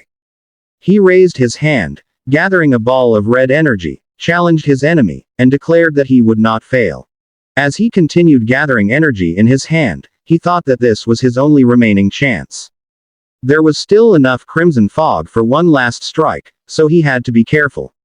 First, he needed to focus, combine it, and gather it all to the very end. In his mind, he kept repeating that he had to unleash it at the right moment. Once again, he stretched out his hand upward and shouted with all his might his skill, Crimson Brush. A powerful surge of crimson energy burst from his hand. It struck directly at the bees above, and at the same time, there was a huge explosion. Flames and energy erupted like blazing lightning in the sky, and the very hive of the bees was pierced by the energy. As the smoke slowly faded, he looked around and wondered if what he did worked. But to his shock, instead of decreasing, the crimson fog around him grew even denser. When he looked up, his face turned pale, the countless bees were barely harmed. To himself, he weakly muttered, "No, this can't be." Meanwhile, 3 minutes before the battle, Jing Ying was busy repairing her device. She studied its readings and noticed that someone had tampered with it earlier. Once the device was finally fixed, it could once again properly measure the concentration of crimson fog. Her eyes widened. The device gave a severe alarm. The concentration of crimson fog had already exceeded the limit. She immediately grew anxious. In her mind, it shouldn't be this high. Why was the reading nearly double? Before she could continue analyzing, a strong gust of wind suddenly hit around her. She moved closer to a small opening and saw where the noise was coming from. She saw a powerful explosion from outside. She thought to herself that this was bad. Because that explosion had definitely stirred the crimson fog, making it even denser. And if it became denser, the bee swarms would absorb it even faster. If that happened, even the weakest scout class would immediately evolve into stronger types like the hound class. Meanwhile, the protagonist was still fighting the bees. For every one he struck down, 2 replaced it. He cursed as his enemies kept multiplying. He could feel that even if he used all of the crimson fog, it was depleting faster than he could recover. At this rate, he would dry up and lose all strength if he continued. As Jing Ying observed, she watched the protagonist's neck. There, she noticed it, clear signs of crimson fog corruption. On top of that, it was obvious that his protective suit had been tampered with. The device continued to ring an alarm. Jing Ying grew restless. She thought that if this continued, the protagonist would lose control and be completely consumed by the crimson fog. Because of this, she quickly gathered energy in her hand. She told herself that she had to remove the crimson fog around the protagonist even if it stopped the fight. She released her skill, a wind pressure bullet aimed directly at the protagonist's position. Right after, she pointed her finger like pressing a button and shouted, "Detonate." The protagonist was startled. He suddenly noticed an energy orb appear right where he stood. Before he could react, he cursed. In his mind, he thought, "Who did this?" He was greatly dismayed because his source of energy was cut off. At the same moment, the bees attacked again. They released green spikes and fired them at him all at once. He immediately used his transformed arms to block them. But 4 spikes struck him. He instantly felt the effect. The poison carried a paralyzing effect. While he was momentarily distracted, suddenly an attack came from behind. He knew he couldn't dodge it. He thought this was the end. But before he was struck, a soldier suddenly appeared. The soldier took the blow for him, the attack piercing his back instead. The protagonist's eyes widened in recognition. "Professor Lin," he shouted. Furiously, Lin answered, "The battle isn't over. Focus." As the bees surged again, a burst of powerful violet energy suddenly erupted from another direction. One after another, bees fell. The protagonist looked and saw Song Rui. He immediately asked, "Why are you here?" Song Rui answered directly, "Headquarters ordered us to provide support." At the same time, he shouted to all the troops, "Clear out the insects." All the soldiers immediately responded. They rushed forward, wielding their fire-protected weapons. And there, the fierce counterattack against the bees began. Song Rui ordered his men in Group A to unleash super heat in the front to surprise the enemy. After that, he ordered Group B to cover with fire in the middle. He also told Lieutenant Lim to retreat. The protagonist retreated with them to regroup. Lieutenant Lim immediately responded and they ran back. Suddenly, the queen wasp prepared and the tip of its stinger began to glow. Moments later, it released a red laser beam directly toward the protagonist and Lieutenant Lim. Seeing this, a soldier shouted at the two. But Song Rui told them not to look back, not to stop, and to keep running while he prepared his weapon. He thought to himself if this was a Dominator-class wasp. He had no other choice. He immediately released the energy he had gathered in his weapon and called it electromagnetic annihilation. His attack was wrapped in powerful lightning and directly struck the Queen Wasp's attack. Song Rui thought to himself that this technique generates a high-voltage electromagnetic field that can destroy and paralyze everything within its blast range. His attack managed to nullify the Queen's attack. After the explosion, blue lightning spread and directly struck the Queen Wasp. A soldier shouted in awe after seeing their captain's attack and realized that this was the Dominator-class Queen Wasp that Jing Ying had reported in his intel. Another soldier shouted that it looked like it was trying to escape. But Song Rui shouted that it was already paralyzed and could not escape. He ordered everyone to clean up the swarm and prioritize the rescue. Everyone immediately agreed. The protagonist glanced back slightly and said that he had no idea Song Rui was this strong. Lieutenant Lim said that back in Redstone City, he hadn't brought his battle equipment and combat armor, so this was probably not even his full strength. While the soldiers were busy burning the wasps, Song Rui approached the protagonist and asked where Jing Ying was. The protagonist quickly pointed to where she was. Suddenly, Jing Ying came out and called Song Rui, Ice Queen, angrily saying that 10 minutes more and she would have taken her corpse instead. Song Rui told her not to forget to get treatment and that she still owed her for the last time she had saved her. Lieutenant Lim said that their primary objective had been completed, the wounded had been rescued. He asked what the next orders were. Song Rui answered, eliminate the swarm and remove the threat of the nest. Meanwhile, while they were busy talking, the protagonist secretly slipped away behind them, thinking that he would use the opportunity to gather Crimson Fog energy again. The last Crimson Fog cannon blast hadn't finished off the Queen Wasp, so he needed to try again. He slowly absorbed the Crimson Fog around him and sighed as he felt it was almost completely filled. But suddenly, he froze and turned when he heard something. Even Song Rui's group could not believe what they saw. The Queen Wasp was not completely defeated and began gathering strength again. Jing Ying shouted that it was absorbing all the Crimson Fog in the nest, and added that it was evolving again. She couldn't believe it and asked if it had become an Overlord class. Her device suddenly gave a warning that the Crimson Fog had already exceeded level 4. Jing Ying asked where that fog came from. Could it be that this nest was high level? The Queen let out a loud roar and Hound-class wasps began emerging again behind them. When Lieutenant Lim saw this, he quickly warned Captain Song Rui that the wasps were appearing behind them.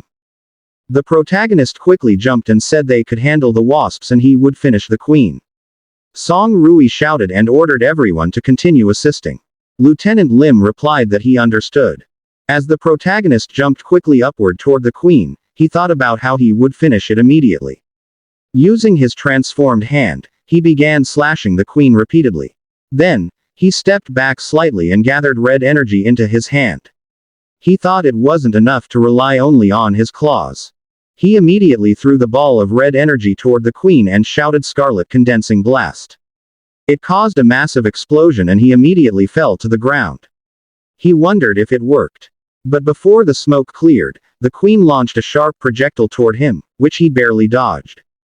He thought that he needed to find a suitable weapon. He paused slightly when he saw the Queen's stinger stuck on the ground. He quickly grabbed it and used his beastification bind. It transformed into a massive sword. As the Queen continued to attack, he quickly dodged each strike. He faced one attack head-on and slashed it with the sword. He gathered all his Crimson Fog energy.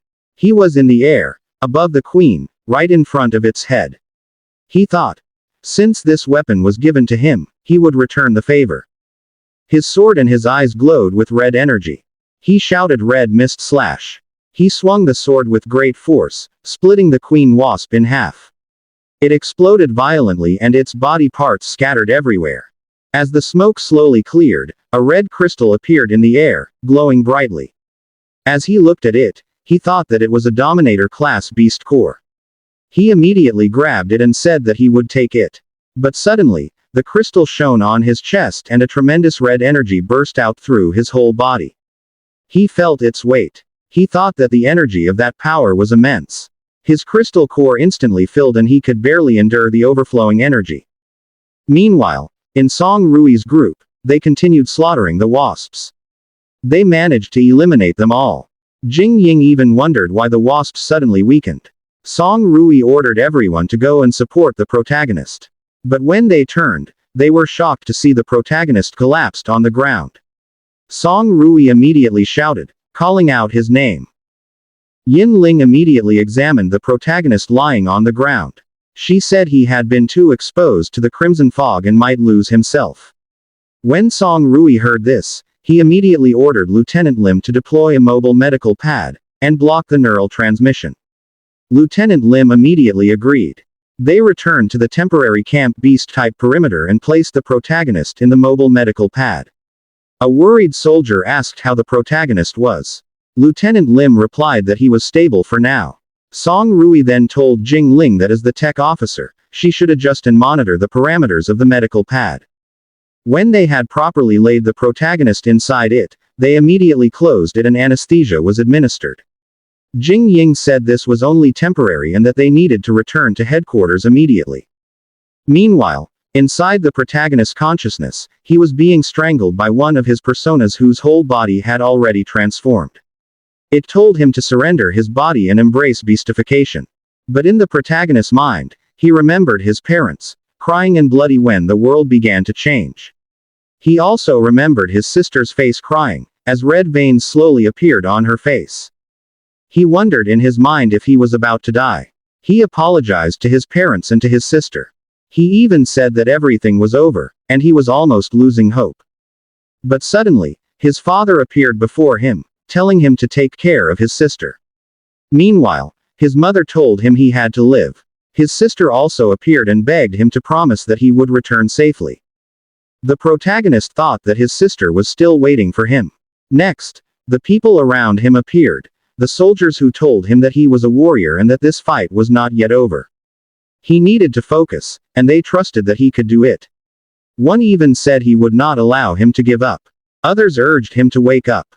He shouted loudly as he thought that everyone was waiting for him and that this was not over yet. He had to survive. From his back, chains began to emerge and bound the persona that had been strangling him earlier. He declared in his mind that he had to find Xiaoshu and protect everyone he cherished. He would not fall here. This was not his duty alone.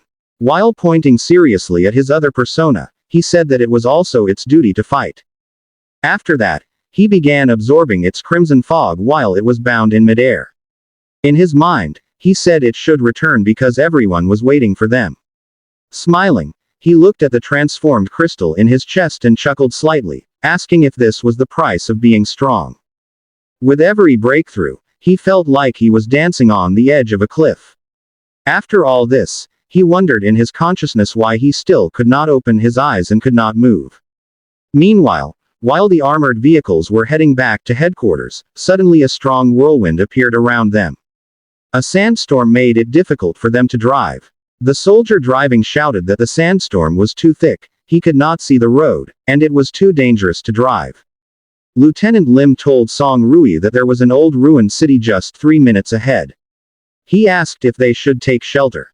Song Rui did not immediately answer and instead asked Jing Ying about the protagonist's status. While looking at her laptop, Jing Ying said his vitals were stable but he remained unconscious. Then Song Rui ordered Lieutenant Lim to head to the ruins and tell the accompanying vehicles to follow. They went straight to the ruins that Lieutenant Lim had mentioned, and as they entered a large abandoned building, Song Rui shouted for everyone to get out and regroup. But he noticed the surroundings and told Jing Ying that something seemed wrong with this place. He ordered her to check the structural stability, crimson fog density, and heat signatures. Jing Ying immediately complied. After that, Song Rui ordered the soldiers to protect the protagonist because he was the top priority of their headquarters. Meanwhile, some people were hiding and grinning, their eyes glowing red as they watched them. Moments later, they released many arrows coated with green liquid. Lieutenant Lim immediately went on alert and shouted to everyone that they were under attack and had to take cover. An arrow struck directly at him, but using his gear suit, he blocked it with his arm and activated hardening. Jing Ying noticed that the arrows contained poison from the wasps. Moments later, a strong explosion occurred and a large rock fell from above. Song Rui immediately shouted for everyone to take cover. He strongly kicked the medical pad containing the protagonist to push it away before the rock could fall. He quickly ran to avoid it. Meanwhile, Lieutenant Lim protected Jing Ying using his hardened armor. The attackers began to emerge and surrounded them. Their leader shouted not to let them escape and to take everything. The enemies began throwing bottles, and when they shattered, green smoke came out. Song Rui realized it was Dominator-class beast liquid, a gas that causes paralysis. He immediately covered his nose. The enemy leader gave the signal to begin the attack and kill them all. Suddenly, a large man with an eye patch appeared in front of Song Rui. He even called her sweetheart, and demanded goods. Song Rui ignored him and immediately attacked with a powerful kick charged with lightning. With such strength, the man was thrown against the wall, almost embedding into it. But suddenly, a chain struck directly at the medical pad and dragged it away. Song Rui hurriedly chased it, but because of the effect of the gas, he fell to the ground. The enemies were delighted as they pulled the chain attached to the medical pad. One even said that if it was being guarded so heavily, it must mean there was treasure inside. Jing Ying panicked as she tried to reach for the medical pad and shouted for them to stop. But suddenly, an arrow struck her leg and she screamed in pain. She fell to her knees and cried out the protagonist's name. Meanwhile, inside the medical pad where the protagonist was lying, a symbol began to glow on his body.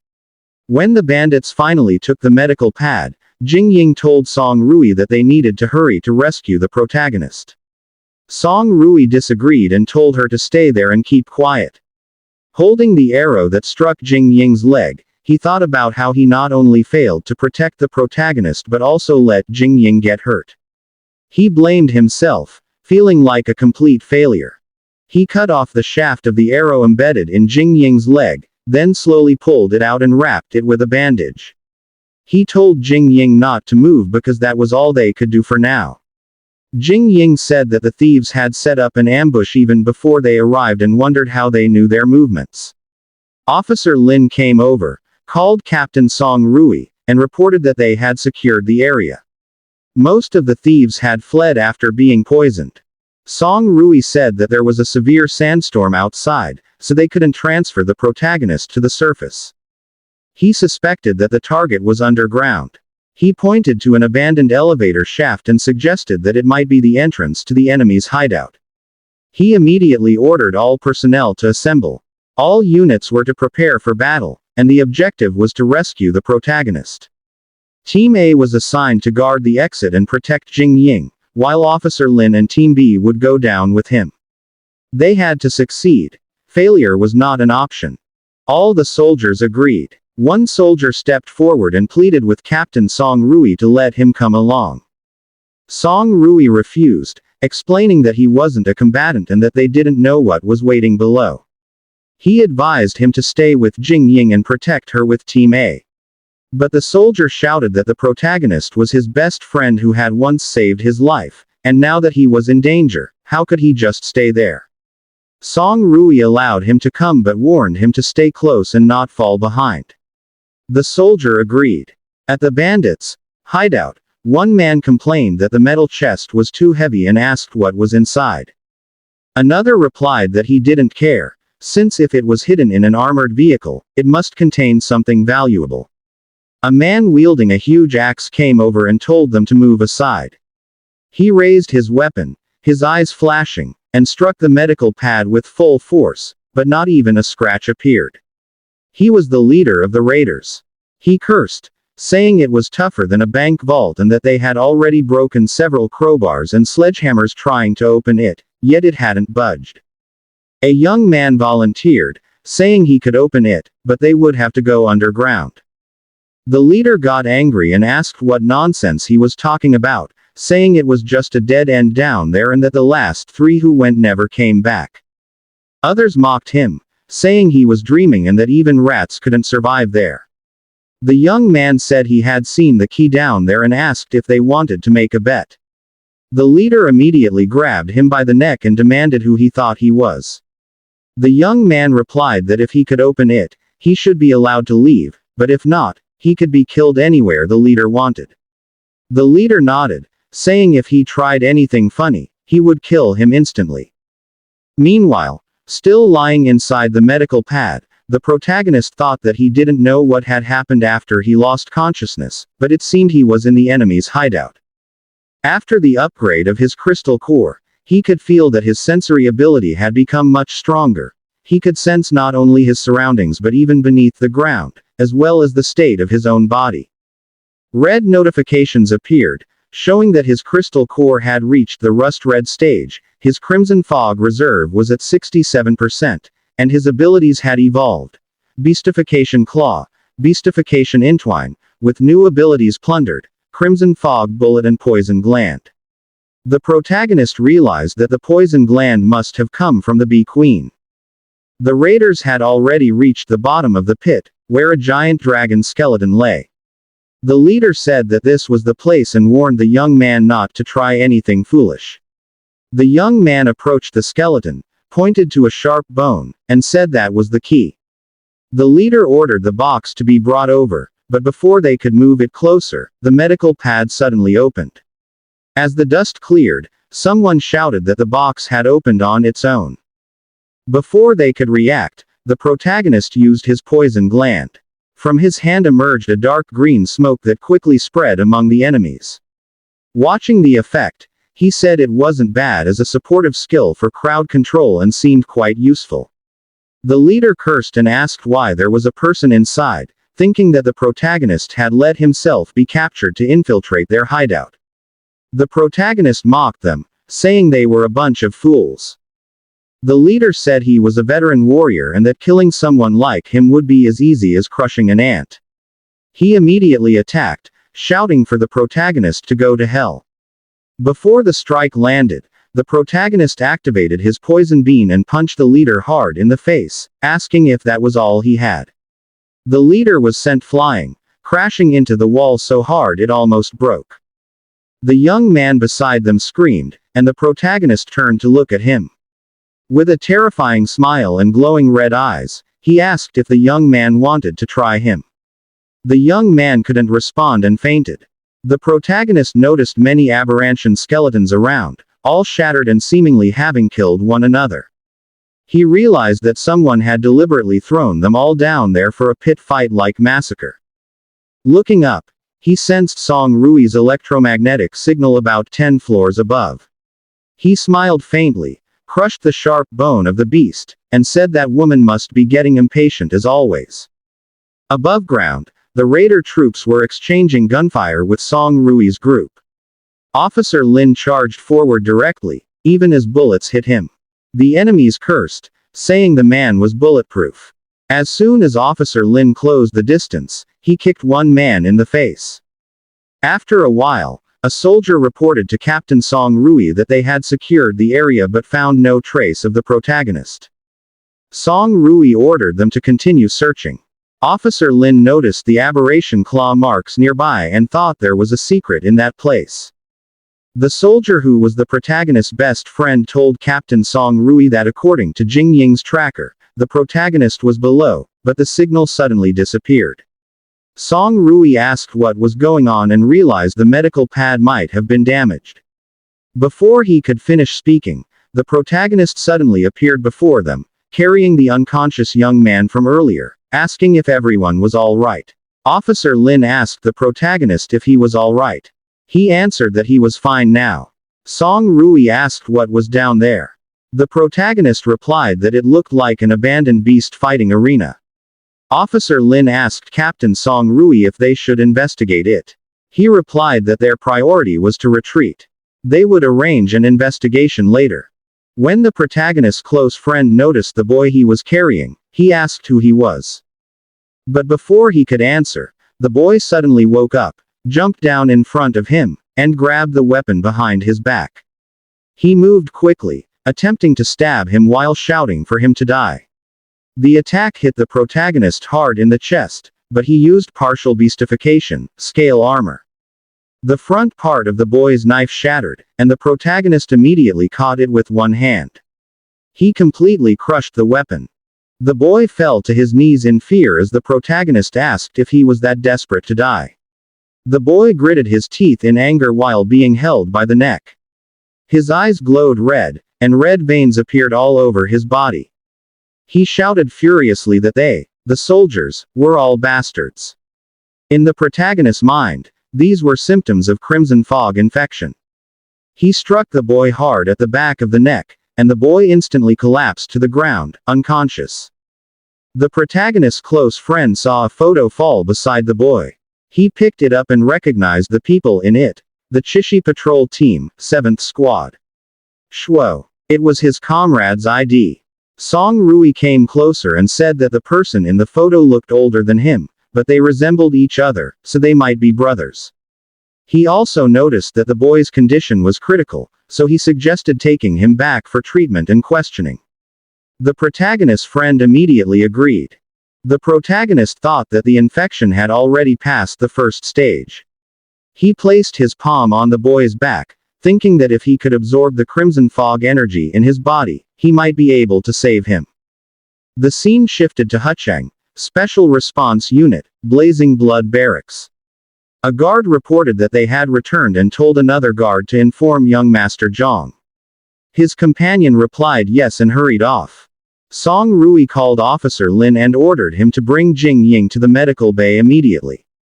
He promptly replied, "Yes, sir." But suddenly, a hand blocked their way, asking what was going on. The man apologized to them both and said that according to the latest quarantine regulations, all personnel returning from high-risk Crimson Fog zones must immediately undergo quarantine inspection. The protagonist asked when this policy was implemented. The guard replied that it was an order from their superiors. He asked them to cooperate, undress, and undergo full disinfection and examination. Song Rui approached the guard, asking who exactly gave this supposed superior order. He was their commanding officer, Song Rui. He told the guard to have his superior report to him immediately. Before the guard could answer, Zhang Jin suddenly arrived, asking who was refusing to cooperate with the inspection. Seeing it was Captain Song, he assumed it was just a misunderstanding. He wondered why Song Rui had returned with the protagonist. Song Rui angrily asked if he was the one who ordered the logistics soldiers to do this. Zhang Jin explained that he was in charge of quarantine safety for the new soldiers. Captain Song and researcher Jin were veterans of the Special Response Unit, so of course, they didn't need to be checked. He further explained to the protagonist that this was for the safety of the entire barracks and asked for his cooperation. Song Rui shouted that there was no need, releasing a purple aura from his body as his eyes glowed. He demanded to know who Zhang Jin thought he was to give orders here. He was not the one in charge. Zhang Jin was left speechless in fear. The three of them continued walking, led by Song Rui, who told them to ignore him. But Zhang Jin still stopped them, pointing at the boy being carried by the protagonist's friend. He asked if they planned to bring that filthy creature into the barracks. The protagonist's friend replied that he was not a filthy creature, he was the brother of his fellow soldier. With a smirk, Zhang Jin said that he came from the patrol team. Trash should go to the garbage, so he ordered the guards to seize him. The protagonist's friend refused, but Zhang Jin asked if he was defying a direct order. Song Rui was about to speak, but the protagonist stopped him. He activated his poison gland and told Song Rui that he would handle this. The protagonist grabbed Zhang Jin by the shoulder and told him to stop.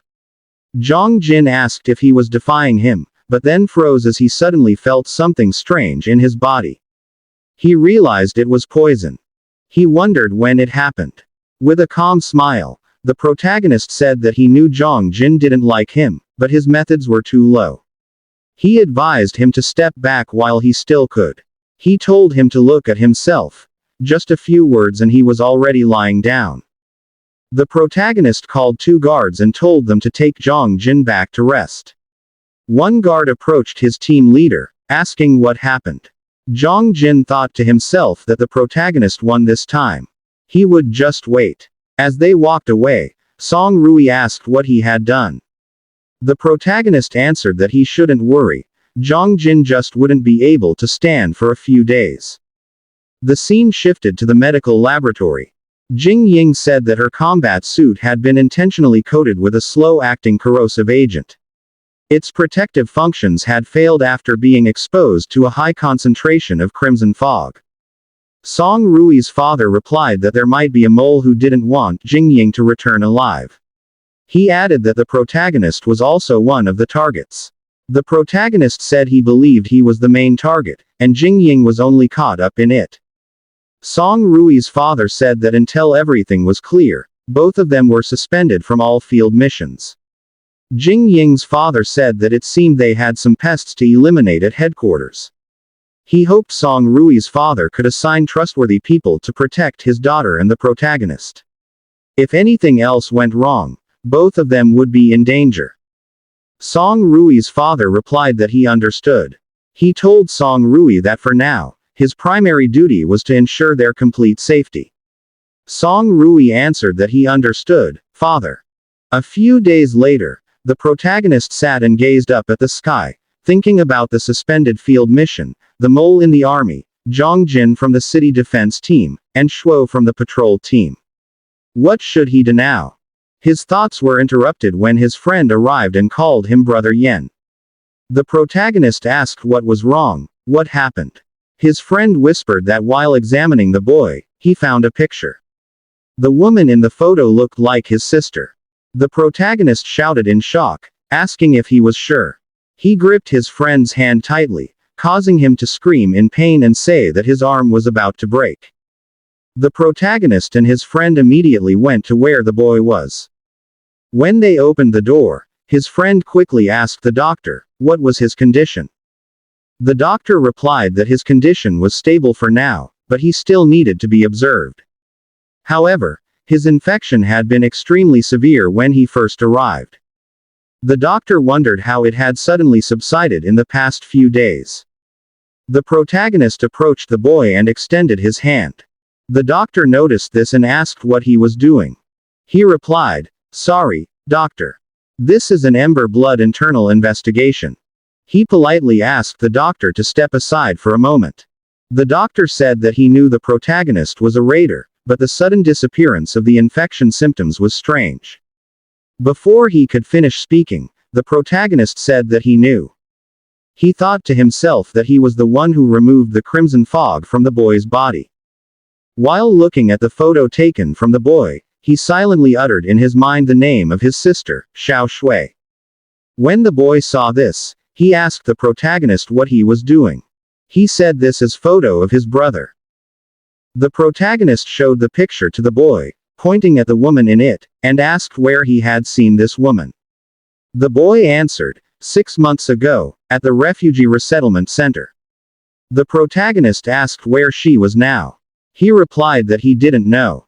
He didn't know. They were all gone. The red marks began to appear again on the boy's face as he struggled, shouting that even his brother.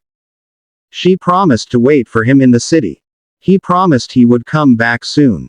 When the protagonist heard this, he remembered the promise he made to his own sister. His thoughts were interrupted when his friend said that Shuo was the one assigned to evacuate the refugees back then, but he was given another mission in the middle of the transfer and disappeared afterward. The protagonist was puzzled by his disappearance and asked why he was given another mission in the middle of his original duty. His friend replied that he was not sure either. They would need to check the mission files from that time for details. The protagonist placed his hand closer to the boy, and the crimson fog from the boy's body slowly transferred into his hand. When his friend saw this, he asked what he was doing. The protagonist signaled him to keep it a secret. In his friend's mind, that's why the infection suddenly healed. The protagonist told the boy that he would help him find his brother. But he needed to tell him everything he knew about himself and the woman in the photo, 6 months ago. The boy asked if he told him about the woman, would he really help him find his sister? As the protagonist handed the photo back to him, he said to try trusting him. The boy asked if he had done something to him. The protagonist replied that he believed it would benefit them both. The boy closed his eyes and agreed, explaining that it happened 6 months ago. The scene shifted to the base cafeteria. While they were eating, his friend asked if he was really going back. He answered, of course. Xiao Shui had been missing for more than half a year. He couldn't wait any longer. His friend asked, what about Captain Song? He said there was a mole in the military, someone who wanted to harm him. That's why he sent him to follow him and report any information. The protagonist answered seriously that he came here for Xiao Shui. Nothing would stop him. Suddenly, a voice behind him said, who said anyone would stop you? Song Rui and Jing Ying appeared behind him. When the protagonist's friend saw them, he asked Sister Jing if her leg had healed. She replied, yes. The Blazing Blood's medical tech was truly amazing. Song Rui invited everyone, saying this was not a good place to talk. The scene shifted to a small meeting room. The protagonist asked how they knew.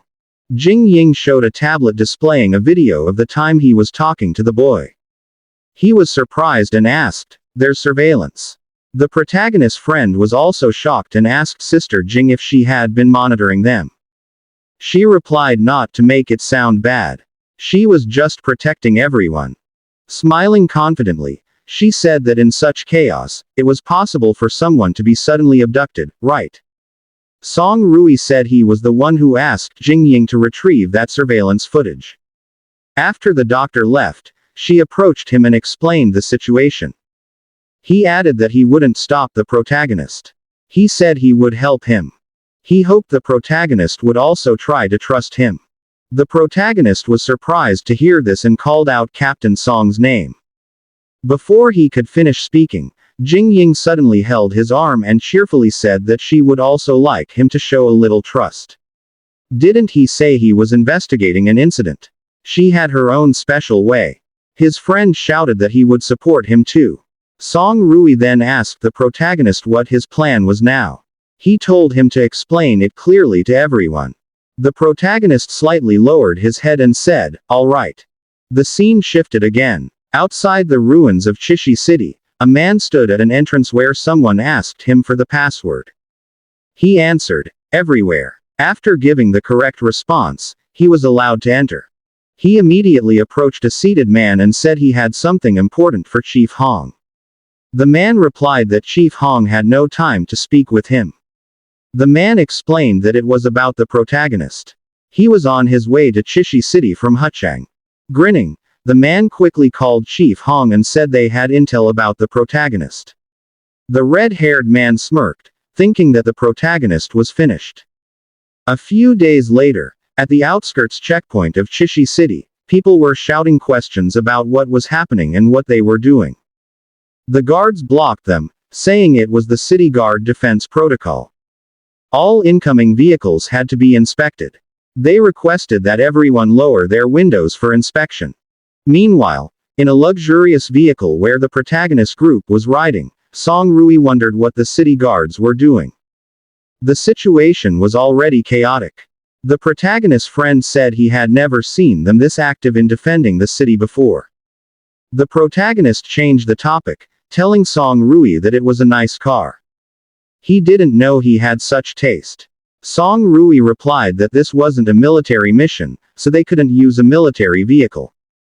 His personal car was more discreet. The protagonist's friend asked if it was all right to leave Sister Jing alone at headquarters. Song Rui replied that he had Officer Lin watching over her, so there shouldn't be any problem. The protagonist added that Jing Ying said she had her own way of helping with the investigation. He left her there because what she needed access to was only available at headquarters. Song Rui added that besides, Jing Ying could provide remote support through the military command. A guard approached their car and knocked on the window, saying, "Security check." But suddenly, another guard standing on a building shouted, pointing that an aberration was approaching, spotted 1 kilometer out. It was the Iron Ridge Wolf Pack. The guards cursed and ran in panic, shouting for everyone to retreat. Seeing this, Song Rui exclaimed that those bastards were just going to leave them here as a blockade. The protagonist got out of the car and said to let him handle it. The monsters chased the people on the streets, and one of them was almost bitten, screaming for help. Before the monster could devour him, the protagonist appeared behind it. He quickly attacked the monster using his transformed arm. With one swing of his hand, he managed to slash the monster at the neck, shocking the man. Standing before the other approaching monsters, he told the man that if he still wanted to live, he should run. The Scout-class Iron Ridge wolves gathered in front of him, showing their sharp fangs and glowing red eyes. The monsters began to move toward him. One jumped into the air, while most charged straight at him. At that moment, the protagonist said that this scene, he had seen it before. It felt so familiar. He remembered the past, when such monsters caused the death of his parents. As he walked forward, he killed the monsters one by one, saying he would never let it happen again. When the guard soldiers saw this, one shouted in shock, asking what kind of monster that man was. He wiped out the entire group of aberrations in an instant. Another immediately ordered, "Quick! Inform Captain Zhang. That man has arrived in Chishi City." One soldier replied, "Yes, sir," and ran off quickly. After the protagonist finished off all the monsters, he returned to their vehicle, proudly saying that it wasn't even difficult for him. His friend gave him a thumbs up and said, "You're amazing, truly a real Ember Blood warrior. Song Rui then said he would take care of the rest. He turned to the guard soldiers and shouted, "Hey, you there! Soldiers of the city defense team." A guard approached, and Song Rui showed his ID, introducing himself as Song Rui, squad leader of the Special Response Unit's Ember Blood Squad.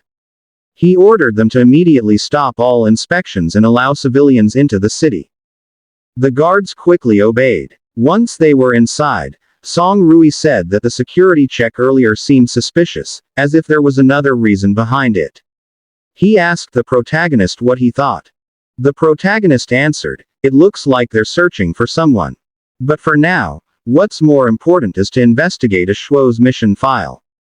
A few moments later, they arrived at the Chishi City Defense Team headquarters. They immediately entered the archives. While searching, his friend said, "All the patrol team's mission files are here." But as the protagonist looked at the file he was holding, he said, "Not this one either. Why can't I find a Shuo's file?" Meanwhile, Song Rui was busy searching through the computer. The protagonist's friend said, "Wang Chang, Li Ming, all of them are gone. Even the basic roster was taken."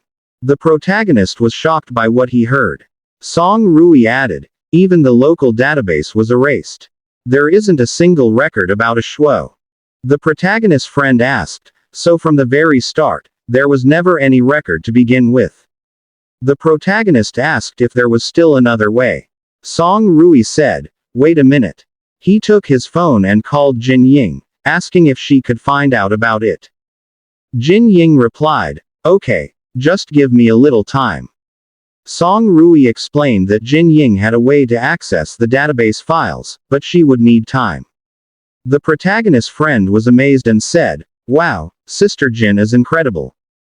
The protagonist said, "She calls herself Know-It-All." Song Rui agreed, "That's right. Captain Jia. He's a veteran from the old government army." The protagonist's friend added, "He's the one who trained Brother A Shuo when the patrol team was first formed. He must know about that mission." Song Rui then invited them to leave immediately. The scene shifted to Captain Jia's house. When they saw it messy and filled with broken objects, the protagonist's friend asked what happened there. The protagonist replied that there were signs of a fight. Song Rui noticed that the marks were fresh, meaning the battle had just ended. As the protagonist examined a small object, he said it was highly likely that the city defense team was responsible. Song Rui was surprised and asked, "Why would the city defense team go after Jia Jun?"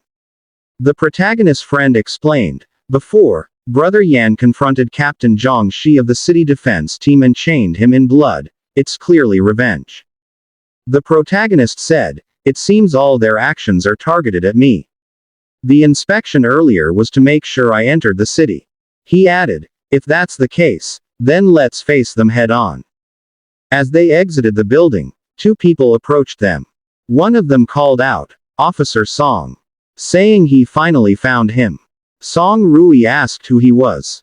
He introduced himself as Officer Li Ben of the Chishi City Defense Team. He said he received a report that they were coming to Chishi City. He also explained that Captain Jia Jun of the patrol team under his command had gone missing during an outside mission, and he asked for their help in searching and rescuing him. Song Rui replied that it was their army's duty. Why would they help in the search? Li Ben explained that they didn't know what was happening, but aberration activity around the city had become strange, and their regular forces could no longer handle the fight. The protagonist looked at Song Rui. They exchanged glances and understood each other. Song Rui agreed to help with the search but added that Li Ben must accompany them. Upon hearing that, Li Ben said it wasn't a good idea. He was nervous and admitted that he might only get in their way. But Song Rui asked if he was refusing. It wasn't a request. It was an order. If he refused, he could be punished for insubordination. Li Ben froze and didn't dare say no. Song Rui immediately ordered, "Put him in the vehicle." The scene shifted to outside the city. The protagonist asked Li Ben, "Earlier you said aberration activity has been intense these past few days. If that's the case, why did you still send Captain Jia on that mission?" Don't tell me, you intentionally sent him to his death. Li Ben stammered. What? That's not true. He explained that Captain Jia himself requested it. A few moments later, they arrived at the location. Li Ben said, "We're here." The protagonist noticed something strange. Song Rui asked what was wrong. He said the area was filled with aberrations, but he couldn't smell any crimson fog. In Li Ben's mind, he was panicking, thinking, "We need to leave, now."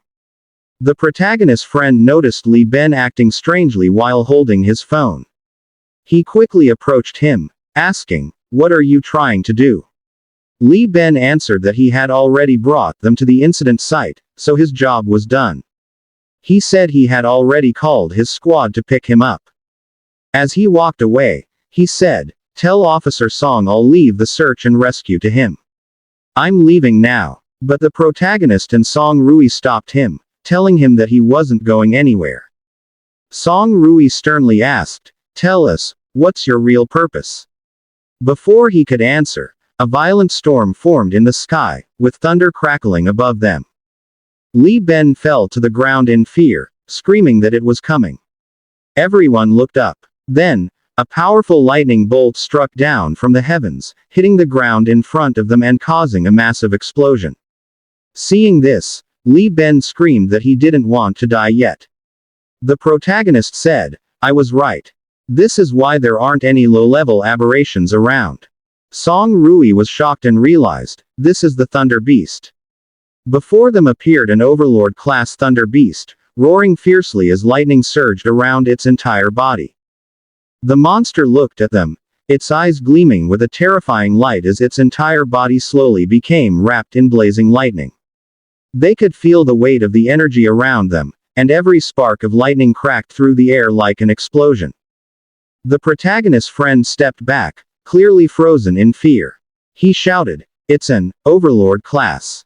They were almost deafened by the monster's roar. He couldn't believe what he was seeing. Why would a monster like this suddenly appear here? The protagonist replied in a cold tone, his eyes fixed on the creature.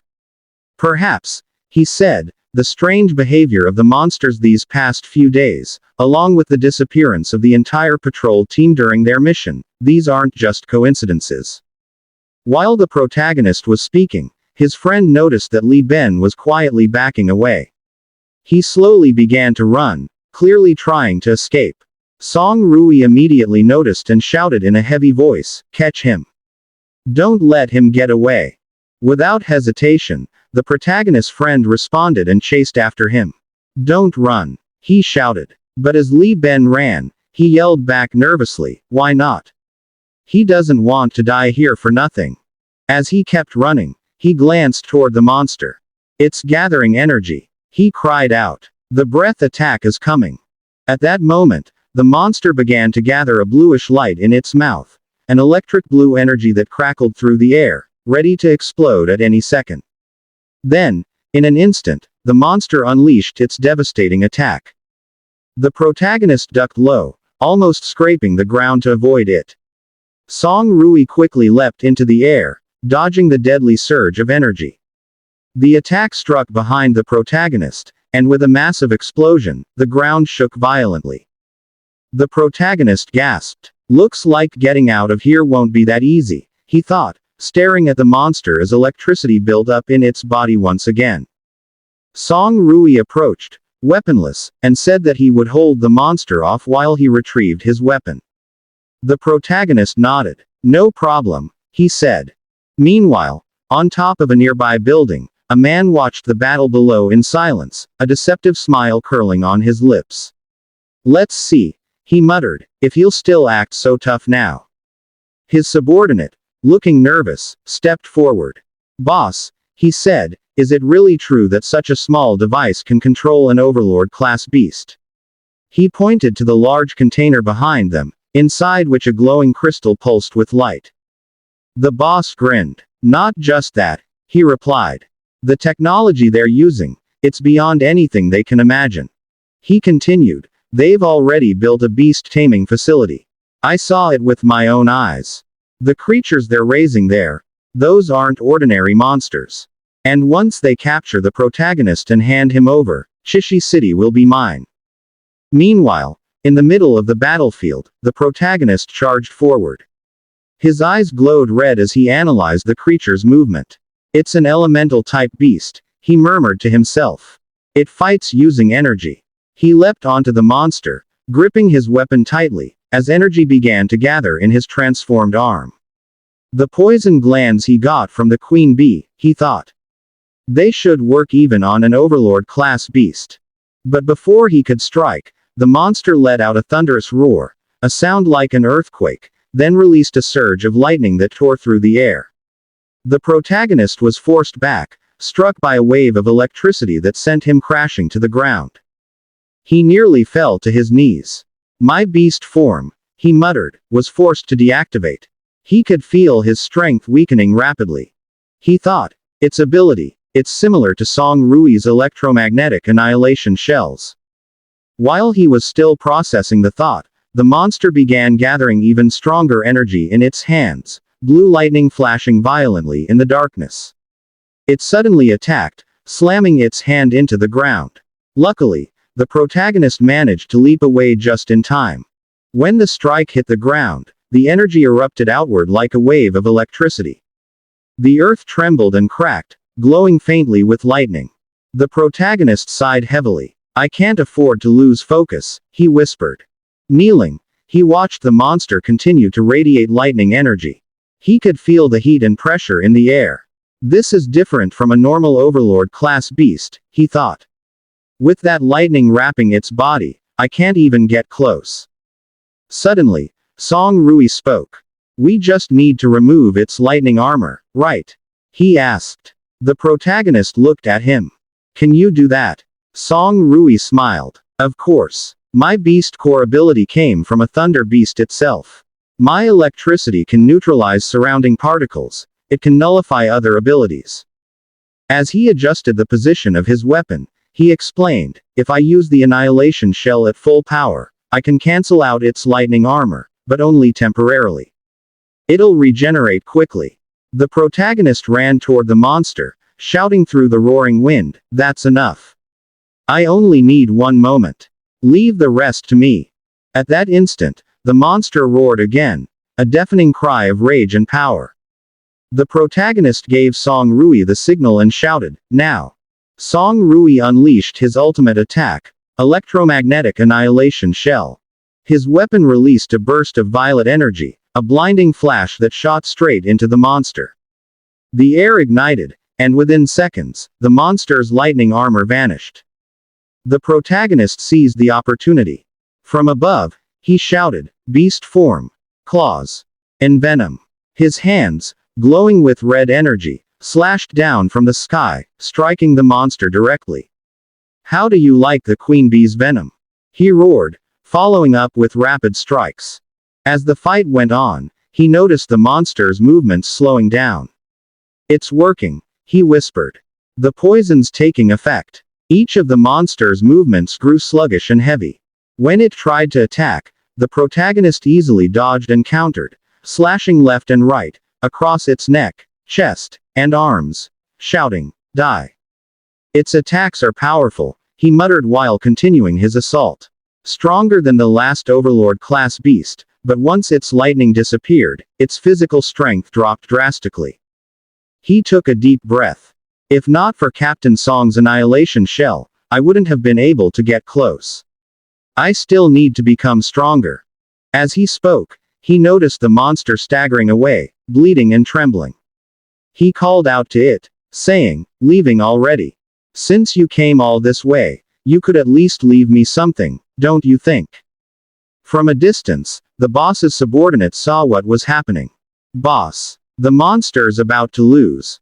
He shouted. But the boss remained silent, expressionless, his cold eyes fixed on the scene. Meanwhile, Song Rui stood watching the protagonist. In his mind, he thought, he's improved so much in just a few days, I'll need to get stronger too. But at that very moment, he didn't realize that another creature was slowly approaching from behind him. On top of the building, the boss smirked as he watched. Who said? He murmured, that I only brought one Overlord-class beast to deal with them." His subordinate gasped in shock. "Wait. Does that mean there's another one?" In an instant, Song Rui turned around, and there he saw it. A massive monster with green skin, glowing eyes, and a mouth full of razor-sharp fangs. It lunged toward him, and before he could react, he realized there really was another one. Another Overlord-class beast. The protagonist heard the loud roar of another monster. Annoyed, he turned toward the source of the noise and realized there was still one more left. In the distance, he saw Song Rui frozen in shock, unable to move as the monster prepared to devour him. The creature opened its enormous jaws, its red eyes gleaming, and in an instant, it seemed nothing could stop it. But before Song Rui could be eaten, the protagonist quickly pushed him away with all his strength. Song Rui was thrown to the ground, his weapon flying from his hand as he cried out in pain. When he looked back, he saw the monster swallow the protagonist whole. Sitting on the ground, trembling in fear, he screamed the protagonist's name. But then he froze. He noticed something strange about the monster's movements. Its teeth were trembling, as if something was moving inside its mouth. Its eyes glared wildly as its jaws opened wider, and from inside, the protagonist emerged, forcing the creature's mouth open from within. With immense strength, he pushed himself out, and the monster vomited him several meters away. He stood up slowly, gasping for breath, muttering that their enemies were two Overlord-class beasts, creatures that even 2B rank hunters would struggle to defeat. In front of the towering monster, Song Rui quickly ran to check on him. The protagonist replied that he was fine. Suddenly, the monster vanished right before their eyes. The protagonist didn't expect that this type of aberration could turn invisible. Song Rui explained that it was a special kind of aberration. It could enhance its ability to hide and then launch a surprise attack. It was one of the hardest types to deal with without someone capable of supersense. In the stillness, they both sensed a swirl of blue energy forming behind them. They turned around and saw the Thunder Beast gathering energy. In an instant, it unleashed a massive attack. They were both startled but managed to dodge in time. The explosions forced threw them backward. Before they could recover, another monster suddenly appeared behind the protagonist. He hadn't sensed it at all. Before he could react, it struck him hard on the side, sending him flying. Seeing this, Song Rui shouted his name in panic. Furious, Song Rui gathered blue lightning energy into his hand and prepared to strike. He hurled the ball of energy at the monster, causing a violent explosion. The creature screamed in pain as electric currents tore through its body. But then it vanished again, leaving trails of green lightning in the air. Song Rui trembled, shocked that it had disappeared once more. He rushed to the protagonist, who was struggling to stand. The protagonist said the monster's concealment ability was too strong, his senses couldn't track it at all. Song Rui replied that he had hit it with his electromagnetic grenade and could still sense its movement through the magnetic field. The protagonist told him to report its exact position. He didn't want to waste the chance. He wanted to finish this quickly. Song Rui nodded and said it was behind him, slightly to the left. Before he could move, he asked if the protagonist was sure he could handle it, and he confidently answered, "Of course." In a flash, Song Rui shouted again that it was approaching from behind, to the right. The monster appeared exactly where he said. It was ready to devour the protagonist, but he blocked its jaws with his transformed arm and leg. He forced its mouth open and extended his hand inside, gathering crimson fog in his palm. Slowly, he formed a sphere of energy and detonated it within the monster's body. Its mouth exploded as the energy burned from the inside. When the smoke cleared, its head was gone. It fell to the ground, bloodied and lifeless. The protagonist turned seriously toward the remaining monster as it roared, electricity crackling across its body. He asked Song Rui if he could still use his earlier attack. Song Rui answered no. Without his beast core armament, his energy was depleted. As they spoke, the monster attacked again. Each strike released waves of violet energy mixed with blue lightning. They ran, dodging together, as Song Rui shouted that there was still one way to break through the beast's lightning armor. He moved behind the protagonist, generating purple lightning in his hand and channeling it into his body.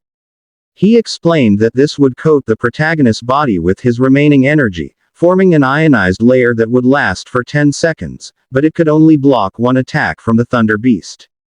The protagonist felt the surge of energy through his body and said that was enough.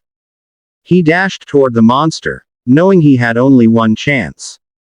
Before he could get close, the creature slammed the ground, lightning flashing all around. Bolts struck one after another along his path, but he swiftly dodged them. His eyes glowed bright violet as he focused, knowing he couldn't afford to be hit before reaching it. He gathered all his power into his right hand, then activated Beast Transformation, Thunder Claw.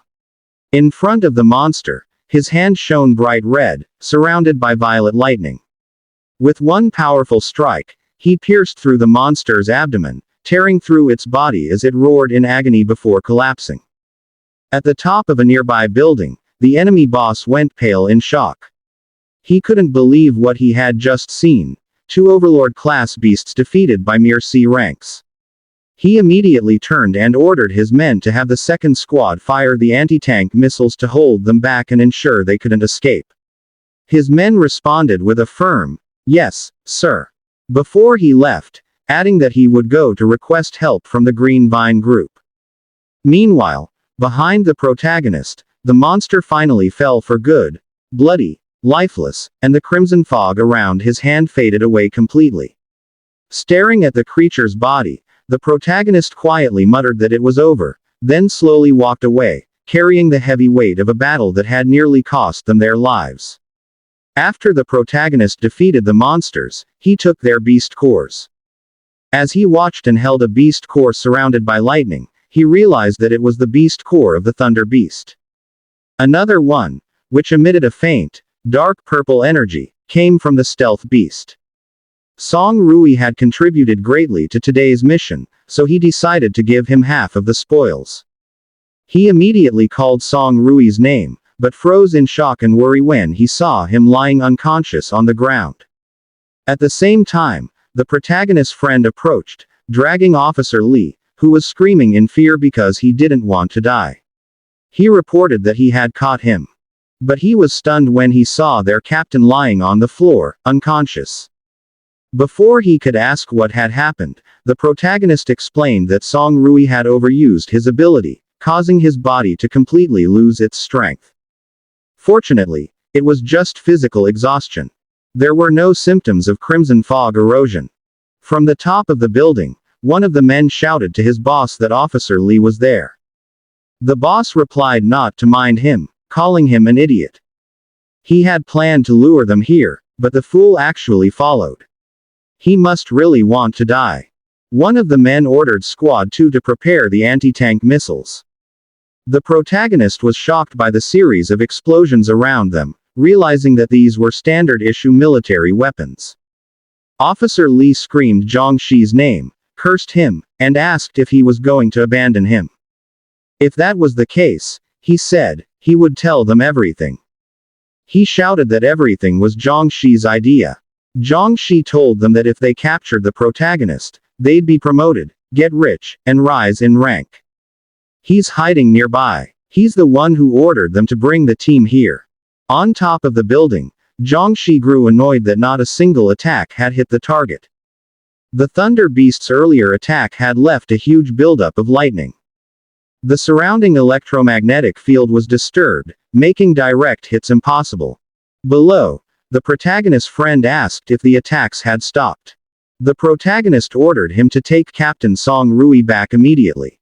To call Jin Ying and tell her that Zhongshi of the Chishi City Defense Team betrayed them and attacked Captain Song Rui. He also told him to bring Officer Lee back and make sure a proper investigation was conducted. His friend nodded and said he understood. The protagonist added, "Tell Jin Ying to report this to the Chief of the General Staff of the Special Response Unit, Song Lian." His friend nodded again and quickly carried Song Rui to the vehicle. Before leaving, he invited the protagonist to get in, confused as to why he was still standing there. The protagonist angrily shouted, asking if he was stupid.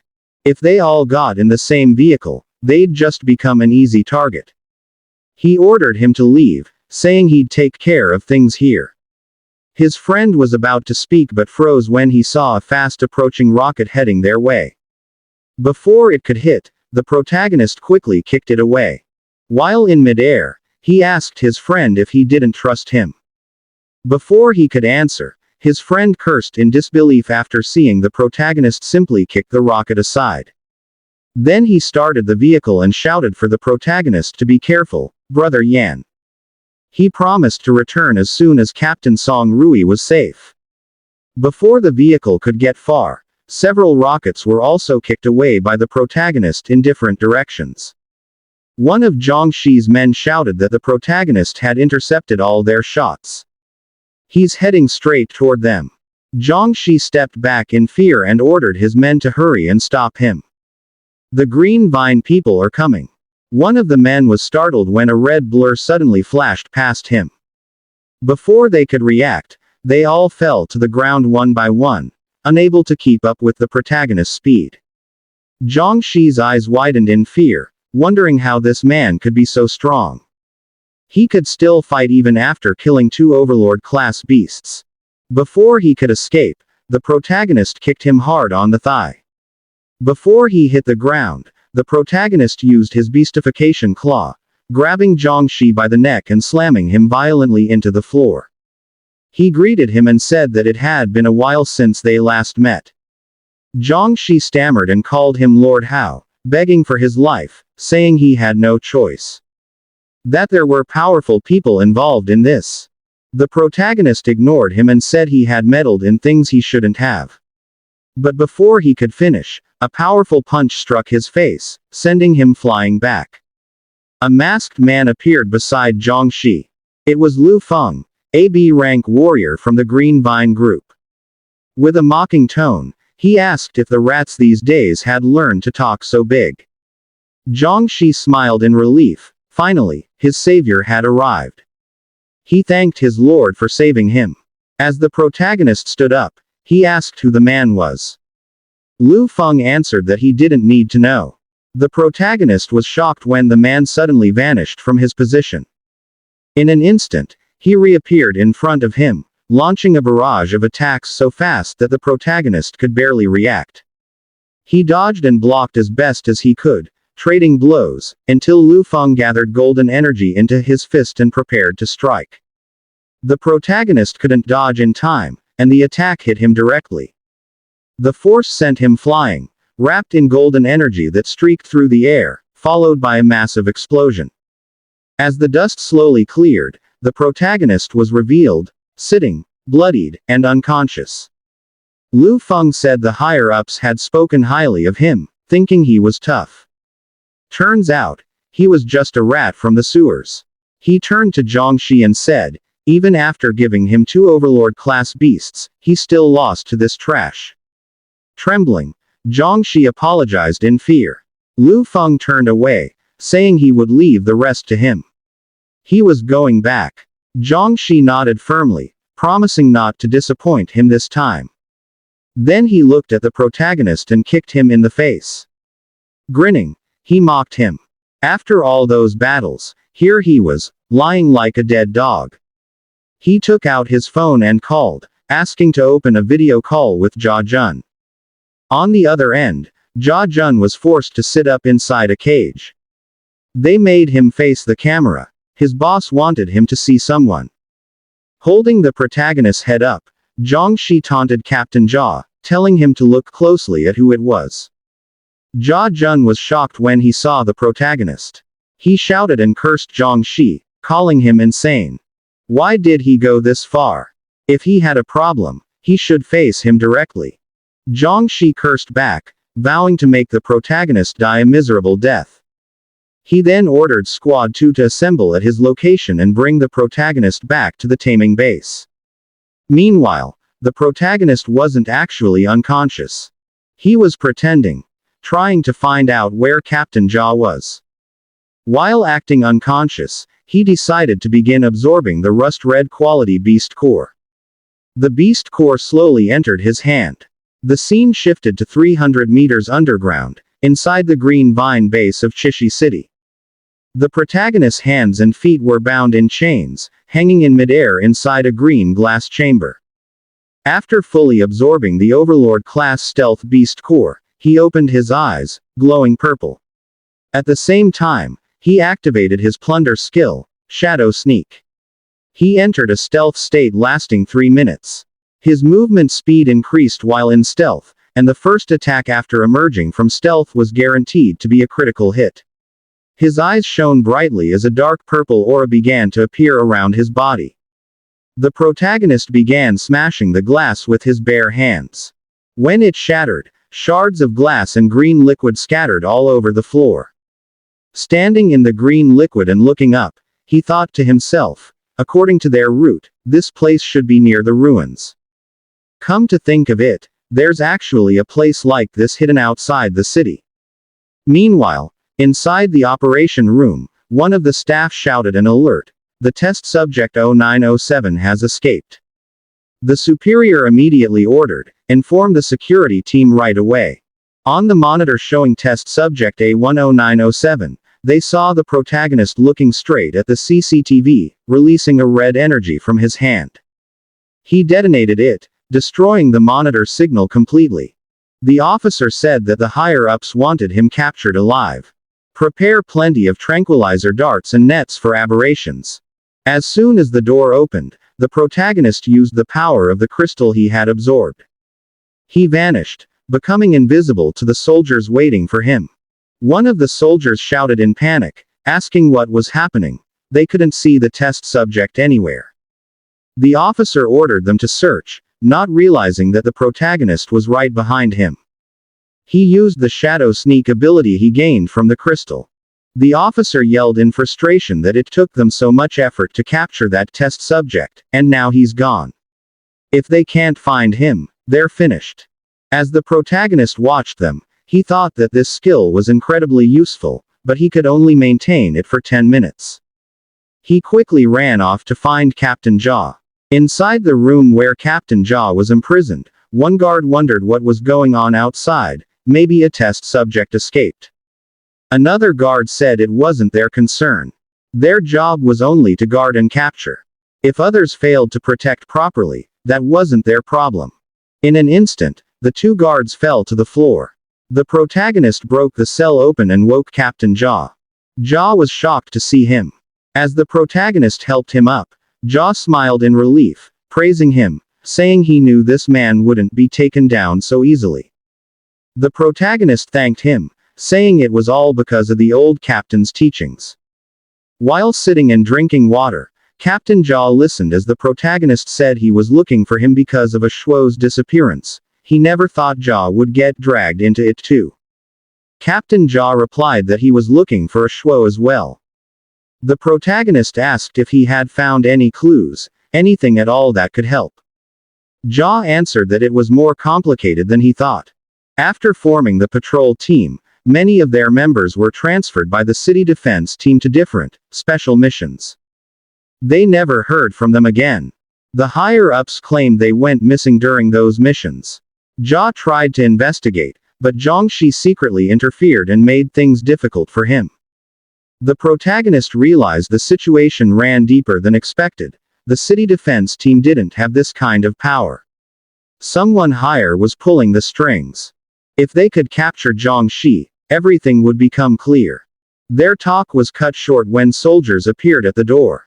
One soldier shouted that they'd found the protagonist. The protagonist grew worried as Captain Jaw stepped forward, holding a metal pipe, telling him to go, to escape before he got caught up in it. The officer commanded his men to kill the patrol captain and capture the test subject alive. The protagonist leapt from behind Jaw, moving with blinding speed, knocking down 5 soldiers instantly. He told Captain Jaw that if he ran now, everything he fought for, his decision to get caught, would be meaningless. He asked Jaw if he could still move. Jaw replied with pride, "Who do you think I am?"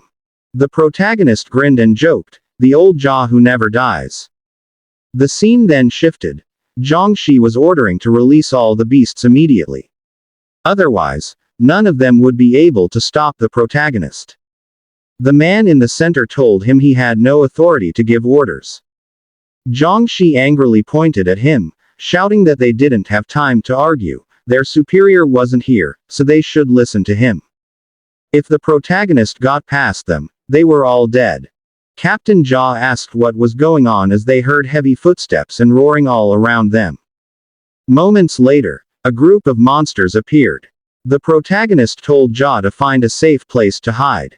As Jia ran off, he warned the protagonist to be careful.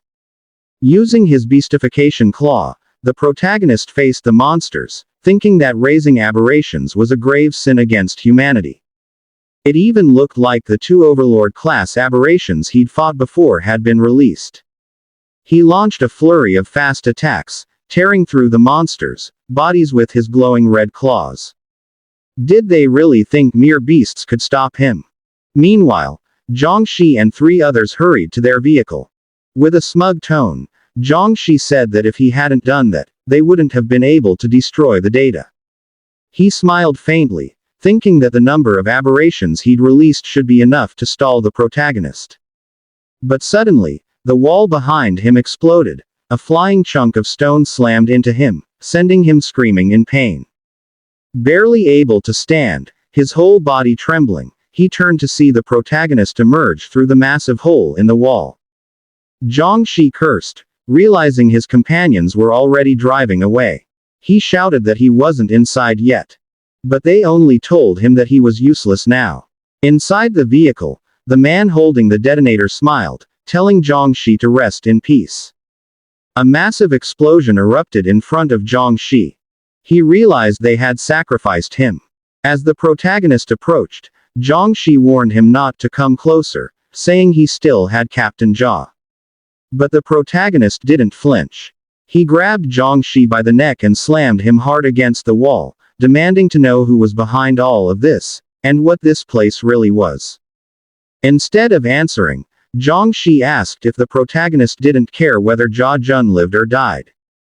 Suddenly, Captain Jia appeared before them, shocking Jiangxi. He asked why the old man was there. With no way out, Jiangxi finally revealed that the man behind it all was named Mr. Hong, the one who ordered him to do everything.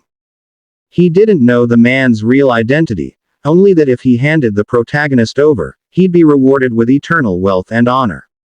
This place, Jiangxi said, was one of their branch bases, mainly used for raising aberrations and conducting handover tasks. With a cold look and glowing violet eyes, the protagonist asked if they had been secretly monitoring him all along, if they knew about his investigation into the patrol team's files and immediately altered them. Jiangxi denied knowing anything about the investigation, saying it must have been a coincidence. But he admitted one thing. He knew where the missing patrol members had been taken. Mr. Hong was likely there too. He apologized, saying he would lead them to the place. A moment later, the protagonist spared his life.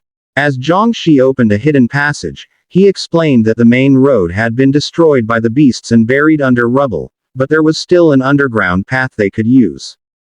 As they walked below, the protagonist thought about finding an opportunity to shake them off.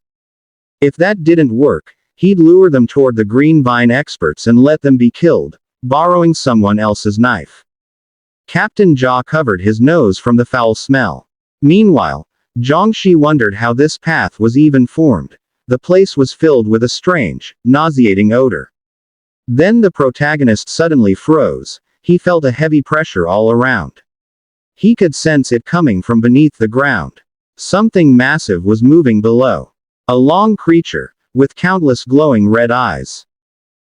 Inside the green vine crimson fog storage base outside Chishi City, Song Rui entered and inspected the destroyed laboratory. Jin Ying approached him, accompanied by the protagonist's friend, who reported that he hadn't seen anything unusual in the area, except for piles of aberration corpses. He asked Song Rui, "Have you analyzed anything yet?" Song Rui replied, "The clues are too fragmented, I haven't been able to piece together the full picture." Angrily, Jin Ying demanded, how did the protagonist disappear if all we're doing is investigating a file? The protagonist's friend explained, back then, we had a conflict with Zhang Shi from the city defense team over Captain Jia's case, but I never thought he would actually dare to act against the special response unit. Jin Ying sighed and said, I reported this to Uncle Song last night, and he seemed furious. From behind them, Officer Lin arrived, bringing Officer Li. He asked Captain Song, what should we do with this person?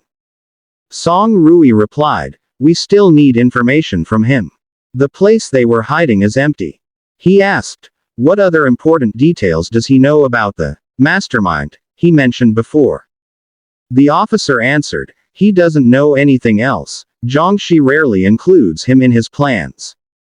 Jin Ying said, I know he has some secrets about Green Vine. If he admits them now, it can be treated as voluntary surrender. If not, we wait for a hole in his skull. Officer Li panicked and asked for a moment to think. He then revealed, Zhang Shi often enters the Crimson Fog storage system secretly under the Green Vine group. He was certain something was wrong in that place. Song Rui ordered, we leave now. And they immediately went to investigate. But Officer Lin stopped him. Wait a moment. The chief of the general has ordered our unit to Chishi City to suppress the rebellion. We can afford a little delay.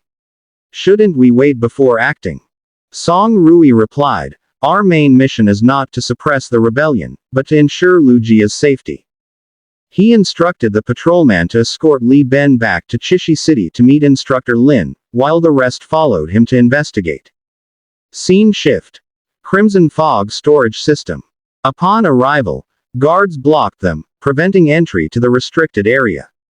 Even though they were from the Blazing Blood Special Response Unit, they weren't allowed to enter without permission. Song Rui ignored them and slapped one of the guards hard, shouting for them to get out of the way. Once Song Rui's group passed, the guard immediately reported it to Lord Lu. Inside the Crimson Fog storage system, the guards reported to Lord Lu that the people from Blazing Blood had arrived. From above, Lord Lu saw Song Rui's group. As they surveyed the area, Song Rui warned, be careful. This could be one of the enemy's important strongholds. Suddenly, Jin Ying sensed a presence from above. Lord Lu attacked, smashing the floor with one powerful hand. Jin Ying dodged and leapt away. Lord Lu was slightly surprised by Jin Ying's speed. Interesting, he muttered. Song Rui prepared himself, drawing his knife, and asked, who is this? But the enemy ignored him and ran swiftly, targeting Jin Ying again. Officer Lin shouted a warning. Dangerous. He activated armament hardening, causing his arms to glow. The enemy's powerful punch struck Lin's arm, and the force made it hard for him to maintain his stance. Both he and Jin Ying were knocked back, pinned against the wall, screaming in pain. Suddenly, Song Rui appeared behind the enemy, furious, preparing to strike with a knife wrapped in purple light and electricity. Officer Lin warned, Captain Song Rui, be careful. This person is at least B rank. Song Rui's attack was dodged by the enemy. Seizing an opportunity, the enemy delivered a powerful punch to Song Rui's body. He flew backward, crashing to the floor and screaming in pain. The enemy appeared in front of him again, preparing to strike, and with a strong kick, Song Rui was thrown into the wall. Jin Ying, worried, was told by Officer Lin, the captain isn't good at close quarters combat. Without his aberration armament and firearms, he can't use his full strength. As the enemy clawed at Song Rui, he taunted, as this all Blazing Blood can do. Pathetic. Worse than the rat yesterday. He continued, not even that strong. Song Rui wondered how the protagonist had lost to someone like this. The enemy threw Song Rui into the air, questioning if he still wasn't dead. He raised his fist to strike again. Now, let's see who can take more hits, me or the mouse. Suddenly, a fist slammed hard into the enemy's face. From a broken wall, the protagonist appeared, delivering a powerful punch that sent the enemy flying and destroyed his mask. The enemy crashed against the wall, screaming in pain. From the air, the protagonist quickly leapt to catch Song Rui. Seeing this, Jin Ying was envious. He watched the protagonist lift Song Rui like a princess. Not fair. I want that too. The protagonist landed heavily, kicking up dust all around. In a calm tone, he asked Song Rui, "Are you okay?" Song Rui only answered with the protagonist's name, holding tightly to his chest. While the protagonist was carrying Song Rui, the latter anxiously asked if he was okay. The protagonist only smiled in response and asked back if Song Rui was fine as well. Jin Ying, furious, shouted at the two of them, asking how long they planned to flirt around when they had a serious problem to deal with. The enemy whose mask had been torn off glared with eyes burning in anger. He demanded to know what had happened, and when he saw the protagonist, he furiously asked why he was there. The protagonist calmly replied that he was there because an old friend had brought him. From the broken wall, Officer Jia and Zhongxi emerged. Upon seeing them, Lord Lu cursed loudly, especially at Zhongxi, whom he called a traitor. Zhongxi tried to defend himself, saying he had been forced and had no choice. Enraged, Lord Lu instantly appeared before him, his eyes glowing as he gathered energy in his hands, shouting that someone like Zhongxi deserved to die. Terrified, Zhongxi begged for help. The protagonist stepped in, blocking Lord Lu's punch with one hand. "He can't die yet," the protagonist said coldly. He then told Song Rui that Zhongxi still knew many secrets. Lord Lu roared in anger, demanding if they really thought a lowly rat like him could stop him. He unleashed his sonic punch, firing a barrage of powerful blows. Yet the protagonist deflected every hit with just one hand. In a swift motion, he kicked Lord Lu in the head, mocking him for being too slow. The impact sent Lord Lu crashing into a wall, causing a massive explosion. But it wasn't over. Lord Lu burst out from the wreckage, still burning with rage. Energy surged in both his fists as he screamed that the protagonist had mocked him and that this time, he would die. He used his sonic wind blade, releasing a sharp gust of wind aimed straight at the protagonist. The protagonist dodged quickly, realizing that the attack was made of cutting wind. Officer Lin recognized the ability. It was a special power. Jin Ying grew irritated, realizing that their opponent was also a wind-type ability user like her. Meanwhile, Song Rui asked Zhongxi who the man was. Zhongxi replied he wasn't sure, but he knew that Lord Lu was one of Mr. Hong's men. Lord Lu launched another series of wind blades directly toward the protagonist, but all of them were effortlessly dodged. The protagonist mocked him, asking if that was all he could do, saying his so-called B rank was just for show. Then, in an instant, he dashed forward and landed a powerful punch right on Lord Lu's face. Lord Lu was in disbelief. He realized the protagonist must have held back during their first encounter. The force of the blow sent him flying into a massive tank. As he leaned against it, he shouted in his mind, "Impossible!" Then slammed the tank in fury, causing the crimson fog inside to burst and spread into the air. Zhongxi screamed that they needed to run, saying the crimson fog was leaking and he didn't want to die. Song Rui ordered Officer Lin and the others to fall back. Captain Lin asked what about him. Song Rui replied, "Wouldn't it be more fun to play with the imposter?" And told them to follow his orders.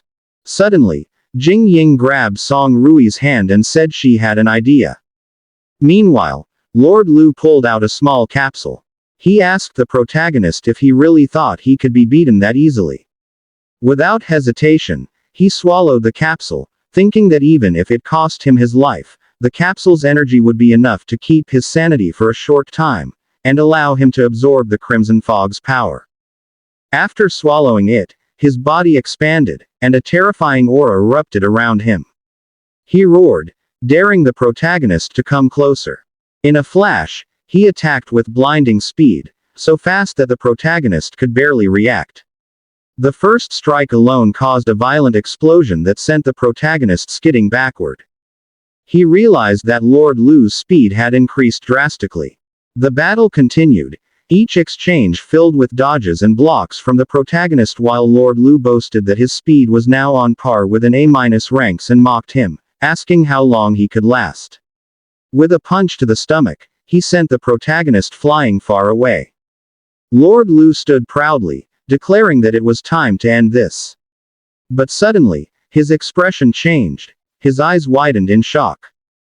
Above the tank, Jing Ying activated her wind barrier, creating whirlwinds and swirling air around her. Then she gathered wind energy in her hands and invoked Storm Blessing, channeling it into the protagonist's body. He immediately felt lighter, and Jing Ying proudly declared that it was her special technique. Down below, Lord Lu screamed that they would all burn in hell. He unleashed an enormous energy sphere toward the protagonist. The protagonist recognized it. It was a crimson cannon. He calmly blocked it with one hand, mocking Lord Lu and asking if that was what he called absolute power. Lord Lu was stunned. He thought it must be an illusion, or that the protagonist had absorbed his attack. But in the blink of an eye, the protagonist appeared right in front of him and delivered a crushing uppercut. He followed it with a flurry of heavy punches, hitting every part of Lord Lu's body. From mid-air, the protagonist gathered energy in his fist and coldly said that he didn't need the crimson fog to defeat him. With the force of his final punch, the ground beneath Lord Lu shattered as he crashed down. Lying on the floor, Lord Lu realized that the protagonist was a real monster. With a darkened face and glowing red eyes, the protagonist approached him and coldly asked, "Where is Mr. Hong?" Meanwhile, in the office of the Green Vine boss, the subordinates stood relaxed yet serious as they watched the entire battle on a massive screen, showing how the protagonist defeated Lu Feng. Every frame of the video was extremely clear, and every movement of the protagonist impressed everyone who witnessed it. One of Mr. Hong's men let out an incredulous, "Impossible," as he stared at the large screen, clearly still unable to accept that someone managed to defeat Lu Feng, especially in such a manner. Meanwhile, Mr. Hong smirked as he looked at the video. His smile was cold, yet filled with interest. He did not expect that the protagonist, whom they initially didn't pay much attention to, would turn out to be this fascinating. He stood up from his seat, walked across the office, and with every step, the expression on his face showed a rising level of admiration. With a faint smile on his lips, he said that they must raise their attention toward this boy, because it was now clear that he was not an ordinary person. One of his subordinates immediately asked what they should do next. Without hesitation, Mr. Hong walked toward the elevator and coldly ordered his men to destroy all remaining data, erase any evidence, and return to him afterward. The two subordinates shouted, "Yes, sir," in response. As the elevator doors were closing, Mr. Hong took a strange device from his pocket. Holding it, he said that they should let the man below clean up the place. The device suddenly emitted a loud sound, and the large crystal in the center shone brightly in a deep red color. Right after this, a monstrous roar erupted from underground. It was a creature with many small red eyes, and it clearly sensed the presence of the crystal. This monster had long been hungry and seemed desperately eager to break free. Meanwhile, the scene returned to the area where the protagonist had already defeated Lu Feng. He was asking him where Mr. Hong was, but his opponent could no longer speak, having already lost consciousness. Jing Ying approached and examined his body. As she poked him with her stick, she told the protagonist that he couldn't answer anymore due to the excessive attack he used. The protagonist scratched his head and said that he hadn't even used his full strength. He immediately turned to Zhongxi and asked where the members of the patrol team, who were supposed to be with them, were. Zhongxi answered without hesitation that he would take them downstairs. They began walking down the stairs until they reached the final door. Zhongxi pointed at the door and said that the people were inside. He added that a password was needed to open it, and unfortunately, he didn't know what it was. But the protagonist smirked confidently and said it wasn't needed anymore. With a swift motion, he kicked the door with immense force, and it opened. Upon entering, he asked Zhongxi again if everyone was inside. Jiangxi could only reply that he didn't know because he was only ordered to bring people there, and he knew nothing else. As they walked, the protagonist suddenly stopped. Song Rui noticed and asked what the problem was. The protagonist turned and pointed at a large door labeled NSIA. He said he could sense people inside it. He added that the door couldn't be forced open because it might injure the people within. Jing Ying approached with a confident smile and said she would handle it. As the protagonist watched Jing Ying begin unlocking the door using her laptop, he asked her if she could really do it. Jing Ying replied that she was an expert at this and had carefully studied all the necessary details. Moments later, a soft beep was heard, and the door slowly opened. They were met with the sight of a large group of people trapped inside a massive device. Jing Ying covered her mouth in shock, while Officer Lin suddenly shouted, calling the ones responsible, bastards. Song Rui, furious, released streaks of lightning from his body. He held Jiangxi back and asked what they were supposed to do with the people. But Jiangxi still had no answers, because he was only ordered to bring people there and knew nothing else. Officer Jia suddenly shouted, pointing at a man inside the device, "A Shuo." Because of this, the protagonist immediately prepared himself. He gathered red energy in his hand, ready to destroy the device and free the man. But Jing Ying stopped him. She explained that it was a life support device. If they destroyed it, how would they save everyone? They needed specialized equipment, so she suggested reporting it to the technical bureau first. Song Rui made a call. During the call, someone informed him that Instructor Lin had arrived in Chishi City. Song Rui paused for a moment, then immediately ordered that they take him to the Crimson Pug storage base. After ending the call, Officer Lin pointed at a glowing device. When they approached it, the glow suddenly weakened and disappeared. Everyone stared, confused. Then Jiangxi suddenly collapsed to the floor in fear. He realized what the object was. Jing Ying stepped closer to inspect the large crystal. She said it was unusual and seemed to contain a high concentration of crimson fog. Before she could finish analyzing it, the ground shook violently. At first, they thought it was an earthquake, but the protagonist quickly understood that a creature was trying to break free. He shouted at Jing Ying to move away, and when she turned, she was nearly struck by an attack. The protagonist kicked her out of the way with force. A monster appeared before them, and Officer Lin realized that it was Lu Feng, transformed. It had undergone beastification, a monstrous version of himself. Song Rui explained that because he forcibly inhaled the crimson fog, he suffered an extreme side effect and mutated into a monstrous form. As Song Rui observed him, he noticed that he resembled his uncle. The protagonist quickly took the red stone from the container and explained that it was bait. This was the purpose of the device, to lure aberrations. And in his opinion, something even more dangerous might be on its way. He ran swiftly, saying they needed to lure the creature away. If not, the entire area would be destroyed. Song Rui followed and instructed Officer Lin to protect the place. The protagonist ran out of the building, the monster chasing behind him. They didn't notice the helicopter observing from above. Inside it, Mr. Hong smiled as he sipped his drink. He said he wanted to see what other surprises the protagonist could show. If he could pass this test, he would be worthy of being studied. Once the protagonist and Song Rui were far enough, the protagonist threw the red crystal into the air. The monster quickly followed it. But before it could reach the crystal, an enormous creature emerged from underground. It opened its massive mouth and swallowed both the crystal and the monster whole. Then, it slowly looked down, right toward the spot where the protagonist and Song Rui stood, their eyes wide in shock at the sight before them. Outside the Crimson Fog storage base, the armored vehicles arrived. Inside one of them, Instructor Lin asked the driver why Song Rui wanted them to go to the Crimson Fog storage base. What exactly was happening there? The driver answered that he didn't know. The only thing he was told was that there was a research lab beneath the base, and there.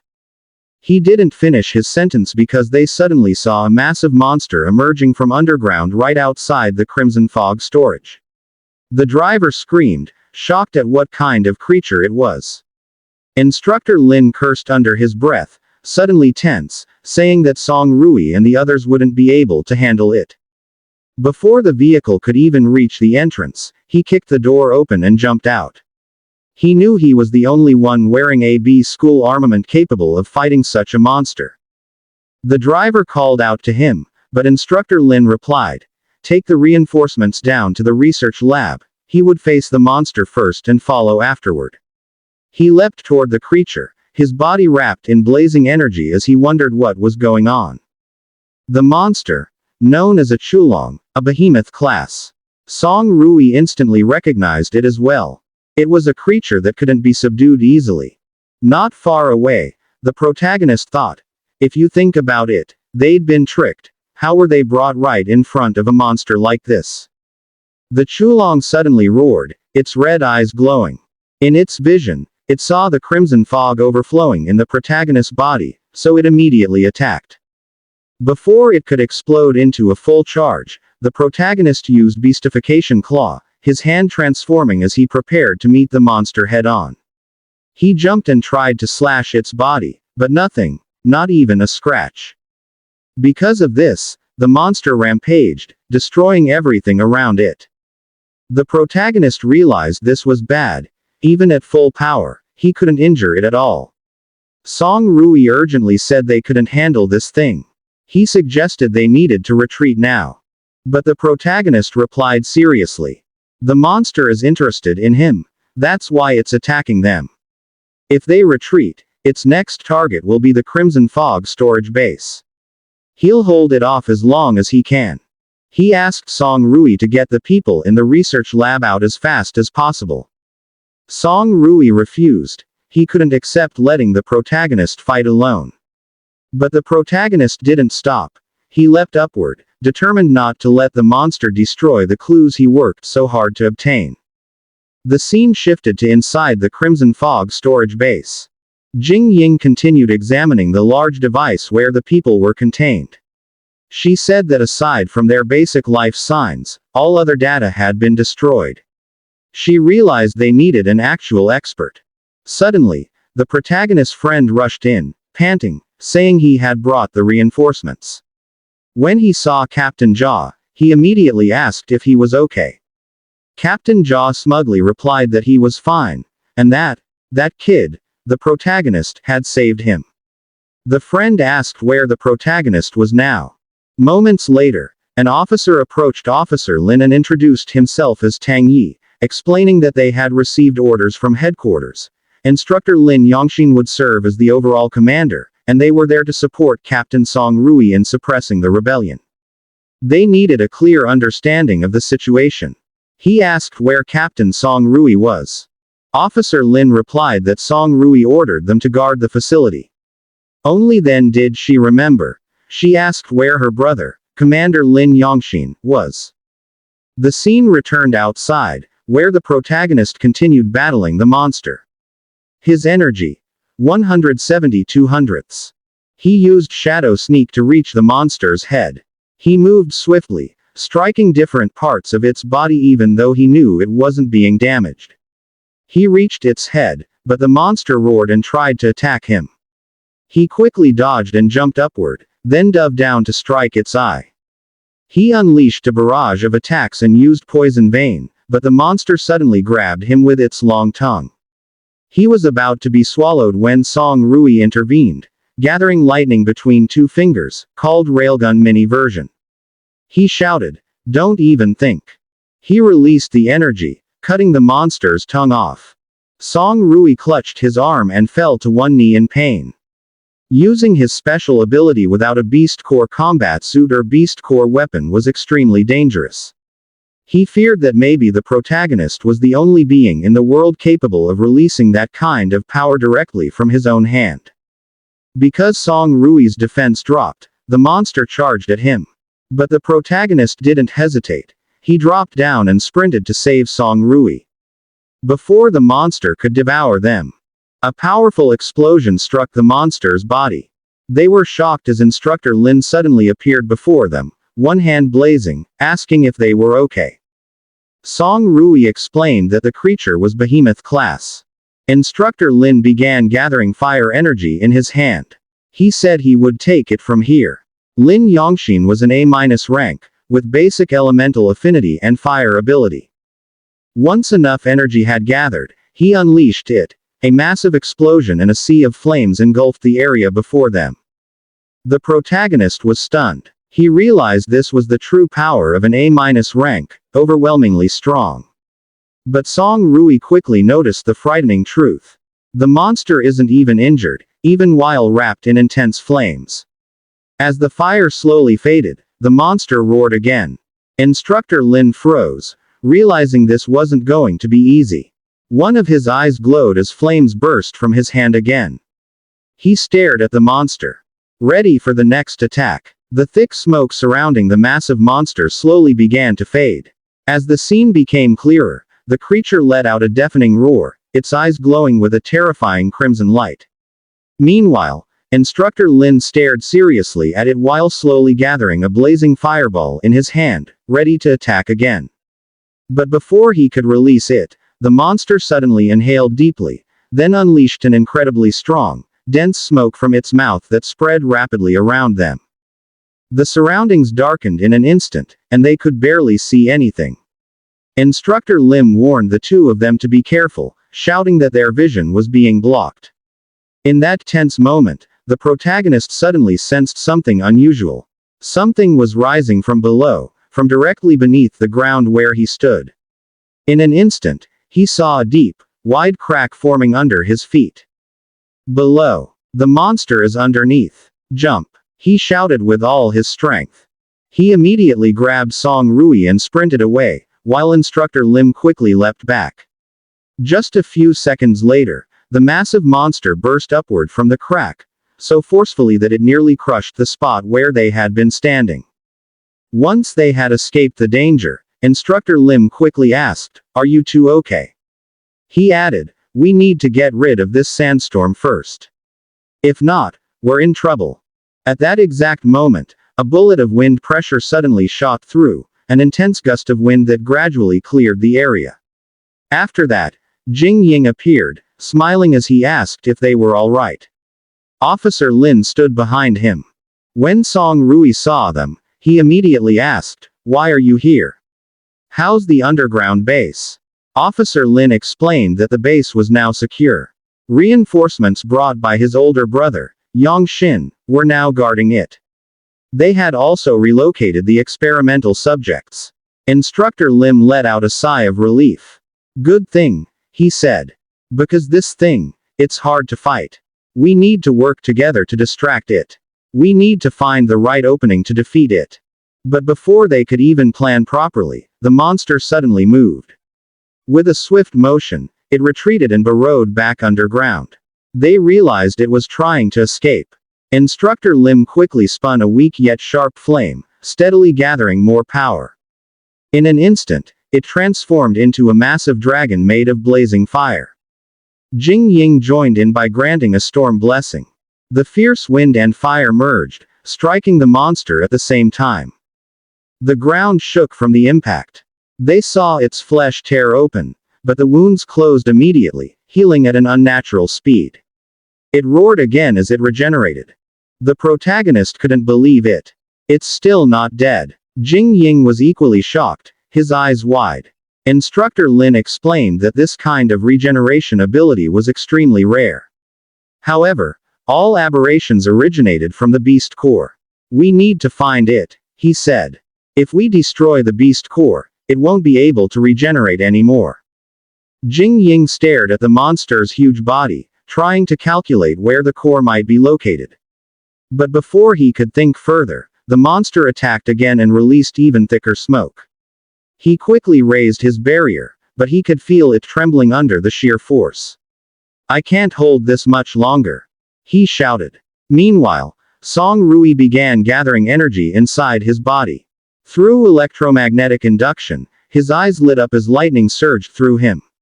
He scanned the monster's entire body from head to belly, and in just a few seconds, he found it. It's on the left side of the belly. The energy reaction there is extremely intense. he shouted while coughing. Instructor Lim wasted no time and ordered Officer Lin to get Song Rui out of there. Officer Lin immediately supported him and ran away quickly. Instructor Lim gathered his flame once again, forming a furious dragon of fire. "This thing is too brutal, but it showed a weakness," he muttered.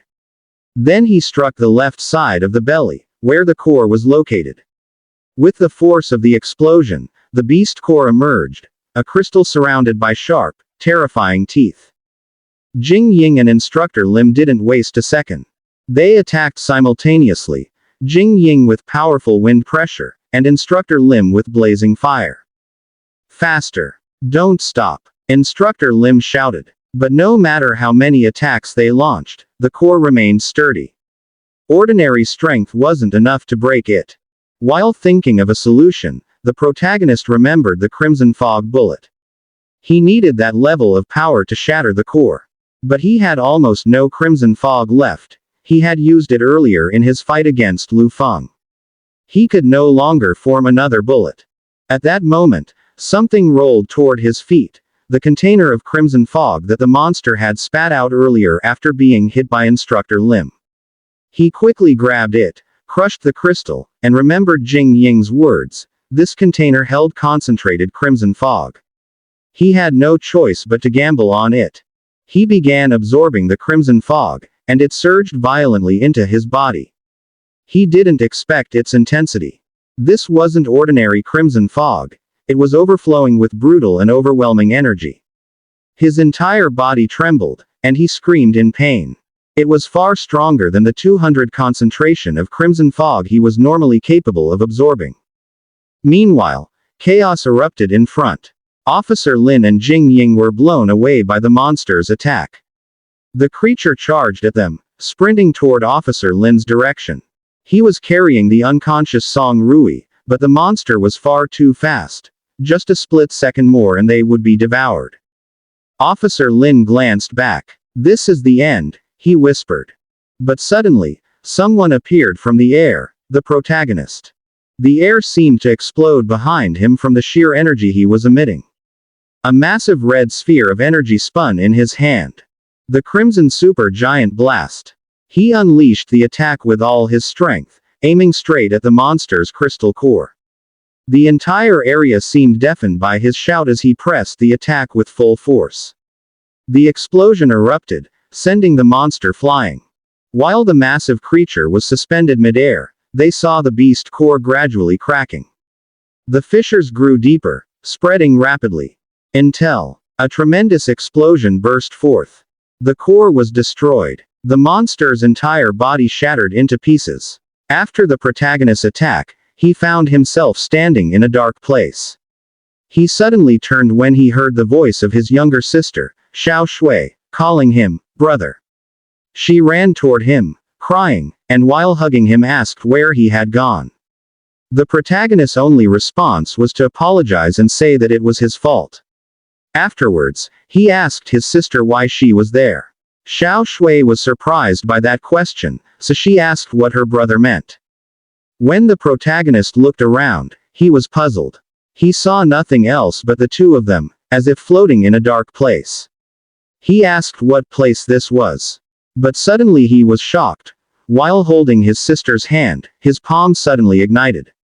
Following that, an immense fire burst out from his whole body. He screamed from the unbearable pain. He immediately moved away from Xiao Shui and told her not to come near him. That scene turned out to be just a dream. He woke up, sweating, gasping for breath. He quickly got up, calling his sister's name, and remembered what had happened before they were completely separated. He wondered if that was only a dream or if it had truly happened. Looking around, he asked where he was.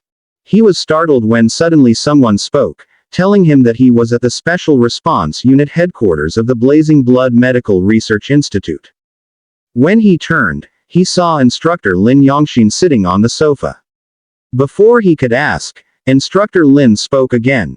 Because his situation was special, if ever there was a problem, someone capable had to handle it immediately. He also told the protagonist that he had slept for 3 days.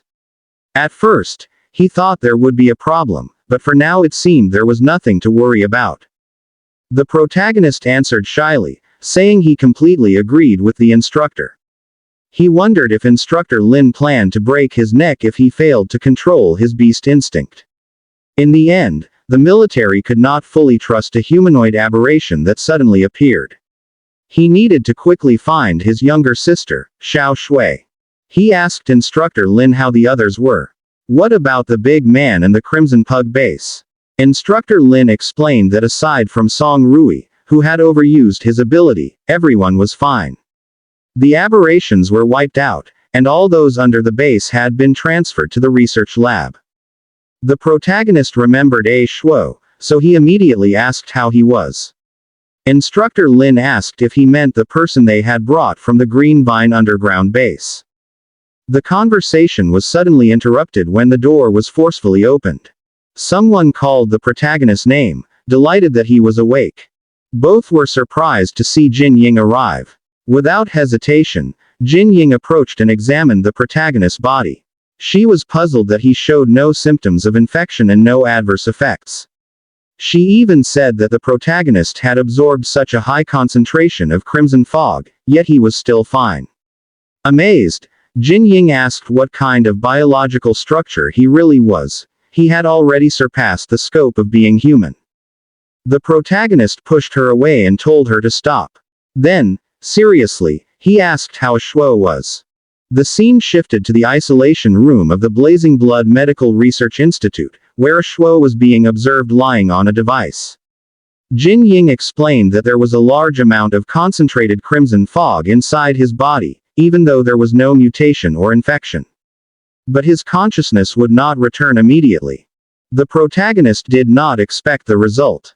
Shouting, he cursed Zhang Shi, asking what exactly the person behind this was studying. Instructor Lin said that Zhang Shi had confessed. The protagonist could not believe it. He asked what Zhang Shi had said and if it was related to Green Vine. Suddenly Song Rui appeared from behind and answered. Everything that had happened was done by Zhang Shi alone. Angrily, the protagonist asked how that was possible. He mentioned Lu Feng and Mr. Hong, as well as the aberrations under the taming base and the research lab under the Crimson Fog base. How could that be explained? Song Rui replied coldly. He knew, but all the evidence pointed to Zhang Shi, and Zhang Shi himself had confessed. In his view, there was an unseen hand controlling everything from behind. Afterwards, he invited the protagonist to go to the chief of the general staff, because the chief wanted to see him. While walking in the hallway, the protagonist asked Song Rui how he knew he was there. Song Rui answered. Jin Ying had informed him. Annoyed, he glanced at Jin Ying, muttering to himself that this woman never changed. He even thought she might be monitoring him while he ate, bathed, or slept. When they reached a door, they knocked. From inside, someone told them to enter. Upon entering, Song Rui told the chief of the general staff that everyone was present. Jin Ying's father called, Old Song, asking why he was still standing. Jin Ying was irritated to see her father secretly eating snacks alone. The chief of the general staff spoke, told them to sit, and directly said that news had spread that the protagonist had defeated the Behemoth plus aberration. Not only the military, but various factions were watching him. He was in the middle of a storm, seemingly calm but with strong winds around. If he was not careful, he might be swept away.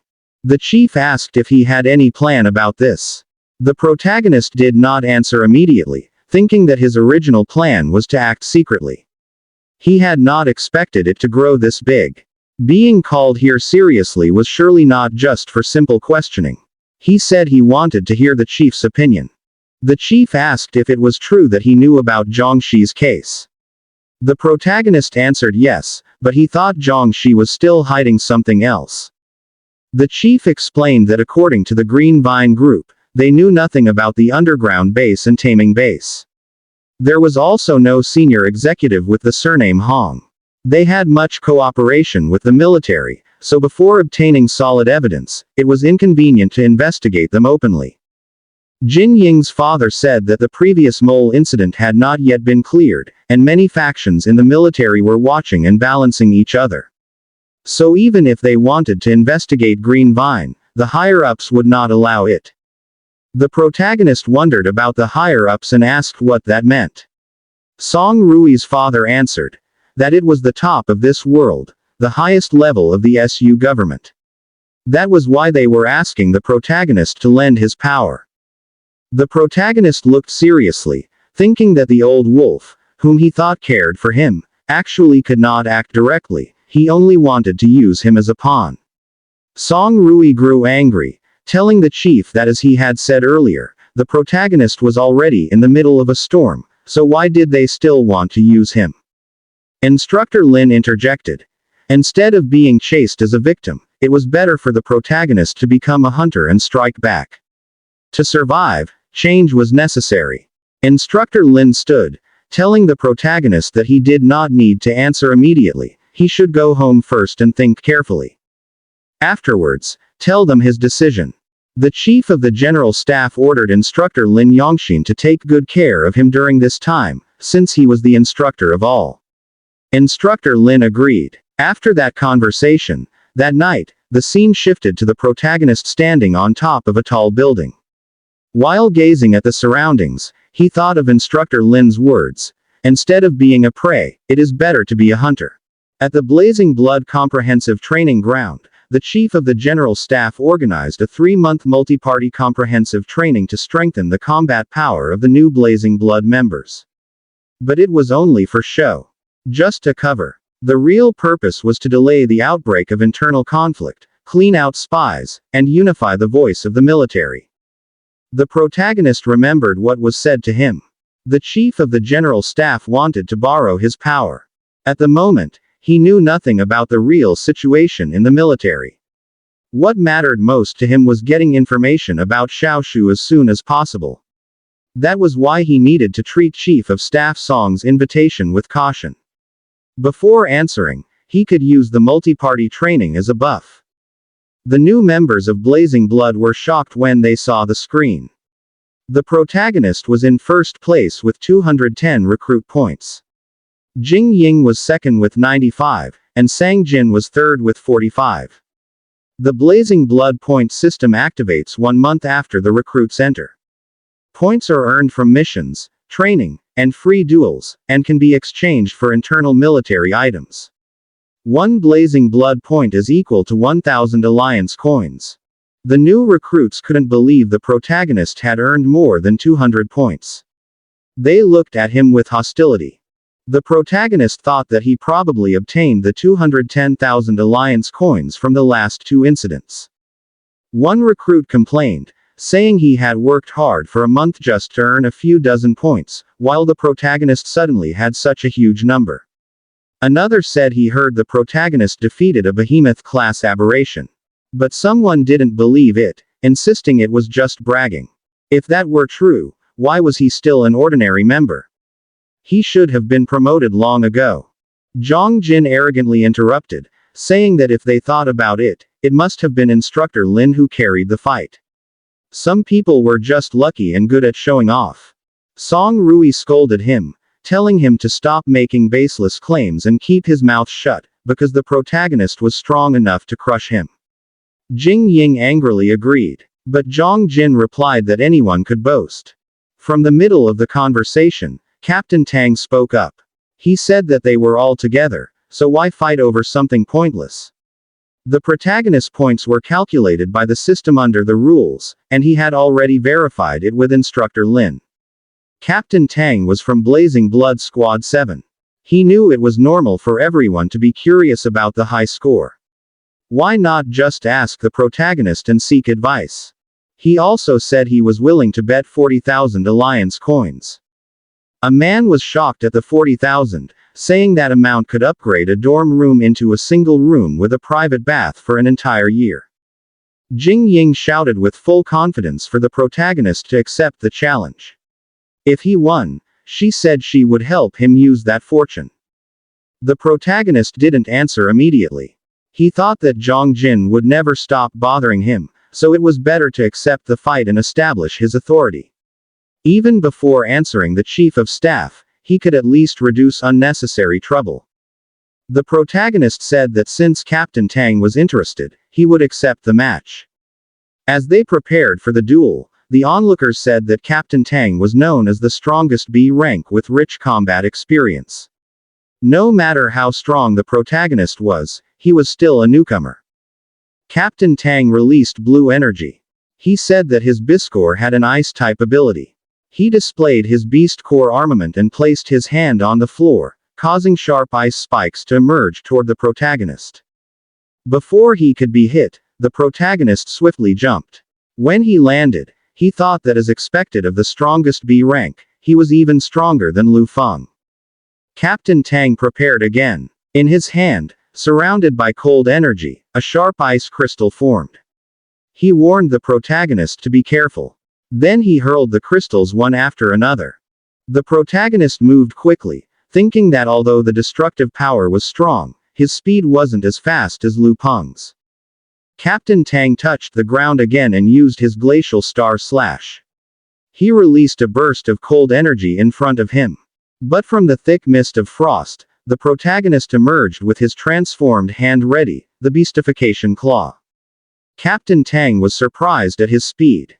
Before the protagonist could deliver his attack, a powerful flame suddenly blocked the space between them. Instructor Lin stopped them. Smiling, he told the protagonist that he had won the fight. He asked Tang Yi if he had objections. Captain Tang smiled and wholeheartedly accepted his defeat. But the protagonist said that Captain Tang had allowed him to win. The new recruits murmured loudly. They couldn't believe that a newcomer defeated Captain Tang. Captain Tang looked at everyone and asked if anyone still had doubts. Jing Ying happily yelled that they now had 40,000. Song Rui was confused why it seemed like she was the one who won the money. Jing Ying explained that as his big sister who looked after him, he should give it to her. Zhang Jin grit his teeth, realizing how huge the gap between them was. He needed to get stronger, no matter what. He would kill the protagonist. A month passed. In the chief of staff's office, Jing Ying's father entered and asked Old Song about the urgent matter. The chief of staff said there had been a vicious beastman attack in the northwest region. The beastman was last seen in Suyin town. Jing Ying's father looked at the photo and said it was a beastman. Could it be? Before he finished speaking, the chief of staff said yes, and according to examination results, it was his missing younger brother, Song Zhao. The chief of staff asked how likely it was for a beastman to regain sanity. Jing Ying's father replied that it was less than 1%. He explained that beastification wasn't only physical, it also consumed the mind. Someone like the protagonist, who retained himself, was a miracle. No one knew how long he could maintain it. Jing Ying's father asked what the plan was. If Song Zhao couldn't be captured safely, would they kill him? He warned the chief of staff that if Song Rui found out, he would never forgive him. He had always known that the chief valued justice over family. The chief of staff said that a price had to be paid to protect more innocent people. The scene shifted to Song Rui's room. He had just finished bathing when his phone rang. It was Jing Ying, saying she had found major intelligence. After they talked, he rushed to his father's office. When he opened the door, he asked why he wasn't told about his uncle. The chief asked if Jing Ying told him. Then, coldly, he told him not to interfere. He would send the special action team to handle it. Song Rui begged to be included. But his father asked him, what if he ordered him to kill Song Zhao? Would he have the strength to pull the trigger? Shaking, Song Rui said he could, but his uncle. His father cut him off, saying he had removed him from the mission of protecting the protagonist. Without his orders, he was forbidden to leave headquarters. The scene shifted to the underground parking lot where Jing Ying met him. She told him she knew he would come. She handed him a large bag with emergency supplies. As for his father, she would find a way to buy him time. Song Rui thanked her, but Jing Ying joked that her favor was expensive and he would need to repay her. He remembered the moment when they faced the huge monster that looked like a giant spider. His uncle shouted for him to run. If only he had the courage back then to tell his father that his uncle offered himself to the monster to protect him, everything might have been different. Driving at high speed, he said he wouldn't run anymore. His uncle should wait for him. He would find him. And he would find a way to bring him back to being human. The scene shifted to the base cafeteria. Jing Ying was happy as she told the protagonist that the food wasn't bad at all. She said that he finally figured out how to properly show his gratitude. Meanwhile, the protagonist's close friend was still crying, saying the food was too luxurious. She said it had been half a year since she last ate something this rich. She even joked, asking the protagonist if the world was going to end tomorrow. The protagonist replied that they were exaggerating. They had helped him a lot before.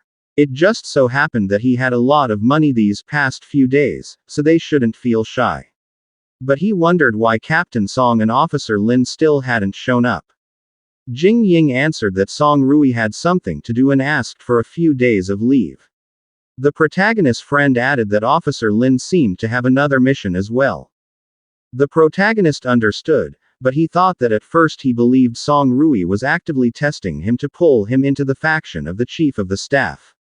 But based on Song Rui's behavior earlier, that clearly wasn't his intention. So now he was questioning what Song Rui really wanted him to do. While Jing Ying was happily eating, her phone suddenly rang on the table. She quickly picked it up and read the message. Then she showed it to the protagonist. When the protagonist read the message, he suddenly stood up, surprising his friend, who immediately asked what the problem was. The protagonist said, Shuo had woken up. The friend asked if they were going to visit him now. The protagonist answered that they couldn't wait any longer. As they were walking out of the cafeteria, the protagonist told Jing Ying to call A Li. Jing Ying asked why. The protagonist's friend explained that he promised A Li they would help her find her brother, and since Shuo hadn't woken up in the past few days, they still hadn't told A Li. The scene shifted to the Blazing Blood Medical Research Institute. Shuo's younger sibling screamed with joy as she hugged her brother, asking where he had gone. Shuo's only answer was, I'm sorry. The protagonist's friend teared up at their reunion. The protagonist apologized for interrupting their emotional moment, but said he needed to ask Shuo a few things. Shuo was about to ask who he was, but his younger sibling beat him to it, immediately saying that the protagonist saved them. He was their savior. The protagonist handed Shuo a photo and asked if he remembered anything about the girl in the picture. As Shuo stared at it, the protagonist told him not to panic and to think slowly. Jing Ying narrated. On March 11, 2088, Shuo carried out a search and rescue mission. She asked if he remembered this. He recalled what happened. On the day the Crimson Pag exploded, the military formed a temporary rescue team. He was sent to the city center to look for survivors. It was a tragic sight. Mutated infected monsters and dead bodies were scattered everywhere. They found the girl near a crashed helicopter. She had no major injuries but remembered nothing. They brought her to the military shelter. The girl stayed there for almost 2 days before 2 people arrived with complete documents. They said they would take the girl for psychological trauma treatment. So the protagonist asked, where did they take her? Shuo explained that because she remembered nothing, no one could take care of her, so he wanted to accompany her for treatment. Her destination was Suyin Town. When he arrived in Suyin Town, he received other arranged missions. After he left Suyin Town, an accident happened. He no longer remembered anything that happened after that. The protagonist was stunned by what he heard. Meanwhile, Jing Ying was thinking. She said that recently, Tio Song-si appeared there, and Yan Shui was also seen there. That wasn't a simple coincidence. She wondered what secret Suyin Town was hiding. The scene shifted to Suyin Town. Outside the mountain, Song Rui was walking, following 2 people while thinking that the whole town had already been investigated, yet there was still no news about his uncle. He thought his uncle was probably in the mountain. He also wondered what the two men he was following were guarding. While the two were talking, Song Rui leapt up behind them. He heard one man ask why their boss was increasing security. His companion answered that recently some people had been asking around about Suyin Town, and their boss was afraid their secrets would be exposed. From above, Song Rui saw large trucks carrying suspicious cargo. He knew something unusual was being put in there. But suddenly a surveillance device activated near him. That's when he realized the place was filled with surveillance. He was immediately spotted by the guards. They pointed their guns at him and one of them said not to let Song Rui escape and to inform the boss immediately. Gunshots erupted as Song Rui ran away. Someone shouted to alert the entire perimeter. They needed to catch him. Song Rui kept running, but 4 men blocked his way. He knew he couldn't afford any delay. He gathered lightning energy in his hand and released it. A powerful explosion occurred, sending the enemies flying. He thought that for this covert mission, he was only wearing beast core gloves. So he couldn't use his full power. But they were enough for small enemies. More men arrived. One of them noticed. Song Rui was an ability user. But a man suddenly appeared behind Song Rui, moving fast, and ordered the others not to block his way. Angrily, he asked why Song Rui had the nerve to enter his territory and if he was tired of living. Song Rui gathered lightning again, staring seriously at the man. But before he could get close, Song Rui released his power and hit him directly. But the man only smiled, saying the attack didn't even hurt. He grabbed Song Rui's arm and slammed him hard into the ground. This man was the underground boss of the area. As he stood there, he asked Song Rui who sent him. Song Rui didn't answer. His jaw was trembling from anger and from the pain of the attack he received. The chapter ends here. Watch out for our upcoming uploads. Don't forget to like, share, subscribe, and click the notification bell so you'll always be updated on our future videos.